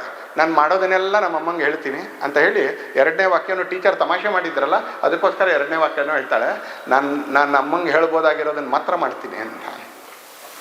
2 ವಾಕ್ಯ ಹೇಳ್ತಾಳೆ. ನಾನು ಮಾಡೋದನ್ನೆಲ್ಲ ನಮ್ಮ ಅಮ್ಮಂಗೆ ಹೇಳ್ತೀನಿ, ನಮ್ಮ ಅಮ್ಮಂಗೆ ಏನು ಹೇಳ್ಬೋದು ಅದನ್ನು ಮಾತ್ರ ಮಾಡ್ತೀನಿ ಅಂತ. ಇವತ್ತು ನಮ್ಮ ಮನೆಗಳಲ್ಲಿ ಎಷ್ಟು ಧೈರ್ಯ ಇದೆ ಇದನ್ನು ಹೇಳೋಕ್ಕೆ. ಯಾರ ಕೈಗೆ ಬೇಕಾದರೂ ಮೊಬೈಲ್ ಕೊಟ್ಟು ಹೋಗ್ತೀವ ನಾವು. ಸ್ನಾನ ಮಾಡೋಕ್ಕೆ ಹೋಗಬೇಕು, ಸ್ವಲ್ಪ ಇಟ್ಕೊಂಡಿರಿ, ಯಾರ್ದೋ ಒಬ್ರದ್ದು ಫೋನ್ ಬರುತ್ತೆ ಅಂತ ಕೊಟ್ಟೋಗೋ ಧೈರ್ಯ ಇದೆಯಾ ನಮಗೆ? ಪಾಸ್ವರ್ಡ್ ಬೇರೆ ಅಕೌಂಟಿದ್ದು ಪಾಸ್ವರ್ಡ್ ಬೇರೆ, ಅದನ್ನು ಯಾರಿಗೂ ಕೊಡಬೇಕು ಅಂತೇನಿಲ್ಲ. ಬಾಟಕ್ಕೆ ಅಂತ 1.5 ಗಂಟೆ ಬರಬೇಕು. ಈಗಲೂ ಸಿಕ್ಕಿಸ್ಕೊಂಡೇ ಬರ್ತೀನಿ ಎಲ್ಲಾದರೂ ಮೊಬೈಲನ್ನು, ಯಾರಾದರೂ ತಗೊಂಬಿಟ್ರೆ ಕಷ್ಟ ಅಂತ. ಇವತ್ತು ಓಪನ್ ಇಲ್ಲ ಮೊಬೈಲು, ಇನ್ನೊಬ್ನಿಗೆ ಕೊಡೋಕ್ಕಾಗಲ್ಲ ಮೊಬೈಲನ್ನು. ಹಾಗೆ ಮನೇಲಿ ಮಕ್ಕಳು ಕೂಡ ಅಂತ. ಯಾಕೆ ಕೋಣೆಗಳು ಬೇಕು ಅಂತ ಕೇಳಿದ್ರೆ ಸಾರ್ವಜನಿಕವಾಗಿ ಇರೋಕ್ಕೆ ಆಗಲ್ಲ. ಇವತ್ತು ಸಾರ್ವಜನಿಕವಾಗಿ ಇರೋಕ್ಕೆ ಆಗೋದಿಲ್ಲ. ಯಾಕೆ ಪರಿಸ್ಥಿತಿ ಸಾರ್ವಜನಿಕವಾಗಿ ಇರೋಕ್ಕಾಗೋದಿಲ್ಲ? ಹೈಡ್ ಮಾಡುವಂಥದ್ದು ಮನೆಗಳಲ್ಲಿ ಯಾಕೆ ಇರಬೇಕು? ಯೋಚನೆ ಮಾಡಬೇಕೆಲ್ಲ ಮನೆಗಳು. ನಾಳೆ ಬೆಳಿಗ್ಗೆಯಿಂದ ಇದಕ್ಕೆ ರೂಲ್ಸ್ ಮಾಡೋಕ್ಕಾಗಲ್ಲ. ಮನೆ ರೂಲ್ಸಿಂದ ನಡೆಯಲ್ಲ, ಯಾವ ಮನೇನೂ ರೂಲ್ಸಿಂದ ನಡೆಯಲ್ಲ. ಬೆಳಿಗ್ಗೆ 8:30 ತಿಂಡಿ, 12:30 ಊಟ. ಇದು ಕೇಶವ ಕೃಪಾದಲ್ಲಿ ಬೋರ್ಡ್ ಹಾಕ್ಬೋದು, ಮನೆಯಲ್ಲಿ ಬೋರ್ಡ್ ಹಾಕೋಕ್ಕಾಗಲ್ಲ. ಮನೆ ನಿಯಮದಿಂದ ನಡೆಯಲ್ಲ. ಮನೆ ಪದ್ಧತಿಯಿಂದ, ಸಿಸ್ಟಮ್ಸಿಂದ, ಪ್ರೋಸೆಸ್ಸಿಂದ, ನಡವಳಿಕೆಯಿಂದ, ಆಚರಣೆಯಿಂದ, ಆಟಿಟ್ಯೂಡಿಂದ, ಮನೋಭಾವದಿಂದ ಮನೆ ನಡೆಯುತ್ತೆ ಅಂತೇಳಿ. ಹಾಗೆ ಒಂದು ಕುಟುಂಬ ಆ ಥರದೊಂದು ವ್ಯಾಲ್ಯೂ, ಅದು ಸಮಾಜಕ್ಕೊಂದು ರೀತಿಯಲ್ಲಿ ಶಕ್ತಿ ಆಗಬೇಕು. ಪ್ರತಿ ಕುಟುಂಬನೂ ಸಮಾಜಕ್ಕೊಂದು ಶಕ್ತಿ ಆಗಬೇಕು. 4ನೇದು ನಾಗರಿಕ ಶಿಷ್ಟ. 5ನೇದು ನಾಗರಿಕ ಕರ್ತವ್ಯ. ಸಮಾಜದಲ್ಲಿ ನಾವು ಒಟ್ಟಿಗೆ ಇರಬೇಕಾದ್ರೆ, ವಿಶೇಷವಾಗಿ ಅರ್ಬನ್ ಕೇಂದ್ರಗಳ ನಿರ್ಮಾಣ ಆದಮೇಲೆ ನಾವೊಂದಷ್ಟು ಕಾಮನ್ ನಿಯಮಗಳನ್ನ ನಾವು ಪಾಲಿಸ್ಬೇಕು. ಅಂತ ರಸ್ತೆಯಲ್ಲಿ ಎಡಗಡೆಗೆ ಹೋಗೋದು, ಫುಟ್ಪಾತ್ ಆದರೆ ಬಲಗಡೆಯಲ್ಲಿ ಹೋಗೋದು ಅಂತಾನೆ ಸಾಮಾನ್ಯ ನಿಯಮಗಳು. Signal, tax returns. ನಾನು ದೊಡ್ಡವನು, ನನ್ಗೇನು ಕೇಳೋದು, ನನ್ನ ಲೀಡ್ರ್ ನಾನು. ಹಾಗಾಗಲ್ಲ ಅಂತ ಎಡವಟ್ಟಾಗುತ್ತೆ ಅಂತಾನೆ. ಎಷ್ಟು ಟ್ರಾಫಿಕ್ ಜಾಮ್ಗಳು ನಾವು ಅನುಭವಿಸ್ತೀವಿ ಅಂತಲೇ. ಎಲ್ಲ ಟ್ರಾಫಿಕ್ ಜಾಮ್ಗಳು ಯಾರೋ ಒಬ್ಬ ಗಾಡಿಯವನ ಕಾರಣಕ್ಕೆ ಅನುಭವಿಸೋದು, ಎಲ್ಲರ ಕಾರಣಕ್ಕಲ್ಲ, ಒಬ್ಬನ ಕಾರಣ. ಅವನೊಬ್ಬನಿಗೆ ಅನ್ಸುತ್ತೆ ನಾನು ಮೊದಲು ಹೋಗ್ಬೇಕು ಎಲ್ರಿಗಿಂತ. ಅವನು ಹೋಗೋದಿಲ್ಲ, ಆಮೇಲೆ ನಾವು ಯಾರೂ ಹೋಗಲ್ಲ. ಅವನಾದ್ರೂ ಹೋಗ್ತಾರ ಅಂತ ಹೇಳಿದ್ರೆ ಬಿಟ್ಬಿಡ್ಬೋದು. ಆತನೂ ಹೋಗಲ್ಲ, ನಾವು ಯಾರೂ ಹೋಗೋದಿಲ್ಲ. ಯಾಕೆ? ಅಲ್ಲೊಂದು ಕಾಮನ್ ರೂಲ್ಸ್ ಇದೆ, ಒಬ್ಬರಿಂದ ಒಬ್ರು ಹೋಗ್ಬೇಕು. ಒಬ್ಬ ಅದನ್ನು ಭಂಗ ಮಾಡಕ್ಕೆ ಪ್ರಯತ್ನ ಪಡ್ತಾನೆ. ಸಿವಿಕ್ ಡ್ಯೂಟೀಸ್ ಅಂತ ಇದಾವೆ, ನಾಗರಿಕ ಕರ್ತವ್ಯಗಳು ಅಂತಿದೆ. ಸಂಘ ಈ 5 ಇವತ್ತು ತಗೊಂಡು ಮುಂದೆ ಹೊರಟಿದೆ ಅಂತಲ್ಲಿ. ಪರಿಸರ ಸಂರಕ್ಷಣೆ, ಸ್ವದೇಶಿ, ಸ್ವಬೋಧ, ಪರಿಸರ ಸಂರಕ್ಷಣೆ, ಕುಟುಂಬ ಪ್ರಬೋಧನ ಮತ್ತು ನಾಗರಿಕ ಕರ್ತವ್ಯ. ಇದು ಜಗತ್ತಿಗಿತ್ತು ಒಂದು, ಕೇವಲ ಭಾರತಕ್ಕಲ್ಲ, ಕೇವಲ ಹಿಂದೂಗಳಿಗಲ್ಲ, ಕೇವಲ ಸ್ವಯಂ ಸೇವಕರಿಗೂ ಕೂಡ ಅಲ್ಲ. ಅದು it is not only for us, it is not only for swayamsevak, it is for everyone. ಒಟ್ಟಿಗೆ ಮನುಷ್ಯ ಬದುಕಬೇಕಾದ್ರೆ ನಾವು ಕೆಲವು ಸಮಾನವಾಗಿರ್ತಕ್ಕಂಥ ಅಂಶಗಳನ್ನ ನಿಯಮಗಳ ಥರ ಮಾಡ್ಕೊಂಡು ನಾವು ಬದುಕ್ತಾವ, ನಮ್ಮ ದೇಶದಲ್ಲಿ ಬದುಕ್ತಾವ. ಆ ಕಾರಣಕ್ಕೆ ನಾವು ಲಕ್ಷಾಂತರ ವರ್ಷಗಳಿಂದ ಬದುಕೊಂಡು ಬರ್ತಾ ಇದ್ದೀವಿ. ಇದನ್ನೇ ಇವತ್ತಿನ ಪೀಳಿಗೆಗೂ ನೆನಪು ಮಾಡಿಕೊಡ್ಬೇಕು, ಜಗತ್ತಿನ ಬೇರೆ ದೇಶಗಳಿಗೂ ನೆನಪು ಮಾಡಿಕೊಡ್ಬೇಕು ಅಂತಕ್ಕಂಥ ಒಂದು ಕರ್ತವ್ಯ ಜೊತೆಗೆ ಇವತ್ತು ತಗೊಂಡಿದ್ದೀವಿ. ಹಾಗೆ ಕೆಲವು ಸವಾಲುಗಳು ಇದೆ, ಹಾಗೆ ಪಂಚಪರಿವರ್ತನದ ಕೆಲಸನೂ ಇದೆ. ಇವತ್ತು 100 ವರ್ಷ ಆಗಿರ್ತಕ್ಕಂಥ ಸಂದರ್ಭದಲ್ಲಿ ಈ ಸವಾಲುಗಳಿಗೂ ನಾವು ಉತ್ತರ ಕೊಡಬೇಕು, ಹಾಗೆ ಈ ಪಂಚಪರಿವರ್ತನದ ಕೆಲಸಗಳಿಗೂ ನಾವು ಉತ್ತರ ಕೊಡಬೇಕು, ಅದಕ್ಕೂ ಮುಂದೆ ತಗೊಂಡು ಹೋಗ್ಬೇಕು ಅಂತ. 100ನೇ ವರ್ಷದ ಸಂದರ್ಭದಲ್ಲಿ ಇದು ಮತ್ತೆ ವಿಶ್ರಾಂತಿ ತಗೊಳ್ಳುವಂಥ ಸಂಭ್ರಮದಲ್ಲಿ ಕಳೀತಕ್ಕಂಥ ಸಮಯ ಅಲ್ಲ. ನಾನು ಆಗಲೇ ಪೂಜನೀಯ ಮೋಹನ್ಜಿ ಭಾಗವತರು ಹೇಳಿರ್ತಕ್ಕಂಥ ವಾಕ್ಯ ಆರಂಭದಲ್ಲಿ ಹೇಳ್ತೇನೆ ನಿಮ್ಗೆ ಒಂದ್ಸಲಿ. 100 ವರ್ಷ ಆಗಿದೆ ಅನ್ನೋದು ಆತ್ಮಾವಲೋಕನಕ್ಕೆ, ಚಿಂತನೆಗೆ ಹಚ್ಚತಕ್ಕಂಥ ಸಂದರ್ಭ. 100 ವರ್ಷ ಆದಮೇಲೆ ಇನ್ನೂ ನಮ್ಮ ಕೆಲಸ ಪೂರ್ತಿ ಯಾಕಾಗಲಿಲ್ಲ? ನಮ್ಗೆ ಹೊಸ ಗಣವೇಶ ಮಾರಾಟ ಆಗುತ್ತೆ, ಹೆಮ್ಮೆ ವಿಷಯ ಅಲ್ಲ ಇದು. ಮಾರಾಟ ಆಗಲೇಬೇಕು, ಹೆಮ್ಮೆ ವಿಷಯ ಅಲ್ಲ. ಸಂಘ ಸಮಾಜದಲ್ಲಿ ಏನೋ ಒಂದು ಕೆಲಸ ಮಾಡಿ ಮುಗಿಸ್ಬೇಕು ಅಂತಿತ್ತಲ್ಲ, ಅದು ಇನ್ನೂ ಮುಗಿಲಿಲ್ವಲ್ಲ 100 ವರ್ಷ ಆದ್ಮೇಲೂ ಕೂಡ. ಈಗಲೂ ಕೂಡ ಹಿಂದೂ ಹೆಸರಿಟ್ಕೊಂಡಿರೋರು ರಾಮನನ್ನ ಈಗಲೂ ವಿರೋಧ ಮಾಡ್ತಾರೆ. ಹಿಂದೂ ಹೆಸರಿಟ್ಕೊಂಡಿರ್ತಕ್ಕಂಥವ್ರು ಭಾರತ್ ಮಾತೆಗೆ ಧಿಕ್ಕಾರ ಅಂತ ಕೂಗ್ತಾರೆ. ಹಿಂದೂ ಹೆಸರಿಟ್ಕೊಂಡಿರ್ತಕ್ಕಂಥವ್ರು ಮತಾಂತರಕ್ಕೆ ಪ್ರೋತ್ಸಾಹ ಕೊಡ್ತಾರೆ. ಹಿಂದೂ ಹೆಸರಿಟ್ಕೊಂಡಿರ್ತಕ್ಕಂಥವ್ರು ಭಾರತಕ್ಕೆ ವಿರೋಧ ಮಾಡ್ತಾರೆ. ಎಷ್ಟು ದಿನಗಳ ಕಾಲ ಹೀಗೆ ಇರಬೇಕು? ಅವ್ರನ್ನ ಒಳ್ಳೆಯವ್ರನ್ನಾಗಿ ಮಾಡಬೇಕು, ಇಲ್ಲ ಅವ್ರನ್ನ ವ್ಯವಸ್ಥೆಯ ಒಳಗಡೆ ನಿಯಮದ ಪ್ರಕಾರ ನಿವಾರಣೆ ಆದರೂ ಮಾಡಬೇಕು ಅನ್ಸಲಿ. ಆದರೆ ಕೆಲಸ ನಮ್ದು ಇನ್ನೂ ಬಾಕಿ ಇದೆ, ಕೆಲಸ ಇನ್ನೂ ಬಾಕಿ ಇದೆ. ಸಂಘ ಯಾವ ಕಾರಣಕ್ಕೆ ಸೃಷ್ಟಿ ಆಯಿತೋ, ಮನುಷ್ಯ ಸಂಕಲ್ಪದ ಕಾರಣಕ್ಕೆ ಸಂಘ ಯಾವ ಕಾರಣಕ್ಕೆ ಸೃಷ್ಟಿ ಆಯಿತೋ ಆ ಕೆಲಸ ಇನ್ನೂ ತುಂಬ ಬಾಕಿ ಇದೆ. ಅದು ಇನ್ನೂ ತುಂಬ ದಿನ ಬಾಕಿ ಇರಬಾರ್ದು ಅಂತಕ್ಕಂಥ ಸಂಕಲ್ಪ ಮಾಡೋದಕ್ಕೆ ಇವತ್ತು ವಿಜಯದಶಮಿ ಉತ್ಸವ ದಿನ ನಾವು ಸೇರಿ. ತುಂಬ ಬಾಕಿ ಇರಬಾರ್ದು. ಸಮಾಜ ಈ ಎಲ್ಲ ಸಂಗತಿಗಳನ್ನ ರೂಢಿಸ್ಕೊಂಡ್ಬಿಡ್ಬೇಕು. ಯಾವುದೋ ಒಂದು ಕಾಲದಲ್ಲಿ ಒಂದು 2000 3000 ವರ್ಷಗಳ ಕೆಳಗೆ ರಾಷ್ಟ್ರೀಯ ಸ್ವಯಂ ಸೇವಕ ಸಂಘ ಇರಲಿಲ್ಲ, ಸಮಾಜ ಚೆನ್ನಾಗಿತ್ತು. ಇವತ್ತು ಅದರಲ್ಲಿ ಏನೋ ಕೊರತೆ ಆಗಿದೆ, ಹಾಗಾಗಿ ಸಂಘ ಬಂದಿದೆ, ಸಂಘ ಪ್ರಾರಂಭ. ಇದು ಹೀಗೆ ಮುಂದುವರಿಬೇಕು ಅಂತಲ್ಲ, ಸಮಾಜ ಆ ಥರದ್ದಾಗ್ಬಿಡ್ಬೇಕು ಅಂತಕ್ಕಂಥ ಒಂದು ದೊಡ್ಡ ಸಂಕಲ್ಪದ ಜೊತೆಗೆ ನಾವೆಲ್ಲರೂ ಕೂಡ ಹೊರಟಿದ್ದೀವಿ ಅಂತ. ಆ ಯಾತ್ರೆಗೆ 100 ವರ್ಷ, ಯಾವುದೇ ವಿರೋಧಾಭಾಸ, ಯಾವುದೇ ಕಾನ್ಫ್ಲಿಕ್ಟ್ ಇಲ್ಲದೆ, ಯಾವುದೇ ಡಿವಿಷನ್ ಇಲ್ಲದೆ, ವಿಭಜನೆ ಆಗಿದೆ. ನಮ್ಮ ಉದ್ದೇಶದಲ್ಲಿ ಯಾವುದೇ ಶಿಥಿಲತೆ ಇಲ್ಲದೆ, ಯಾವ ಡೈಲ್ಯೂಷನ್ ಇಲ್ಲದೆ, ನಮ್ಮ ಆಚರಣೆಯಲ್ಲಿ ಯಾವುದೇ ಶಿಥಿಲತೆ ಇಲ್ಲದೆ, ಯಾವ ಡಿಸ್ಕಾರ್ಡೆ ಇಲ್ಲದೆ, ಇವತ್ತು 100 ವರ್ಷಗಳ ನಂತರ ಕೂಡ ಇದು ಹಿಂದೂ ರಾಷ್ಟ್ರ, ಇದಕ್ಕೆ ನಾನು ಕೆಲಸ ಮಾಡಬೇಕು, ನನ್ನ ಆಚರಣೆಗಳನ್ನ ಶುದ್ಧ ಇಟ್ಕೊಳ್ಬೇಕು ಅಂತಕ್ಕಂಥ ಸಂಕಲ್ಪದ ಜೊತೆಗೆ ಇವತ್ತು ಕೋಟ್ಯಾಂತರ ಸ್ವಯಂ ಸೇವಕರು ಲಕ್ಷಾಂತರ ಸ್ಥಾನಗಳಲ್ಲಿ ಇವತ್ತು ಸಂಘ ಚಟುವಟಿಕೆಯನ್ನು ಬೆಳೆಸ್ತಾ ಇದ್ದಾರೆ ಅಂತೇಳಿ. ಈ ಸವಾಲುಗಳನ್ನ ಎದುರಿಸ್ತಕ್ಕಂಥ ಒಂದು ಸ್ಥಿತಿಯನ್ನು ಪಂಚಪರಿವರ್ತನೆಗೆ ನಾವು ಮಾಧ್ಯಮ ಆಗ್ತೇವೆ. We should become the medium for the social transformation that the Sangh is aiming for. Sangh ಯಾವುದಕ್ಕೋಸ್ಕರ ಸಂಕಲ್ಪ ತೊಟ್ಟಿದೆಯೋ ಆ ಸಾಮಾಜಿಕ ಪರಿವರ್ತನೆಗಳಿಗೆ ನಾವೆಲ್ಲರೂ ಮಾಧ್ಯಮ ಆಗೋದ್ರ ಮುಖಾಂತರ ಮುಂದಿನ ದಿನಗಳಲ್ಲಿ ಈ ಕೆಲಸವನ್ನು ಮತ್ತಷ್ಟು ಎತ್ತರದ ಚಟುವಟಿಕೆಗೆ ತಗೊಂಡು ಹೋಗುವಂಥ ಕೆಲಸ ಮಾಡೋಣ.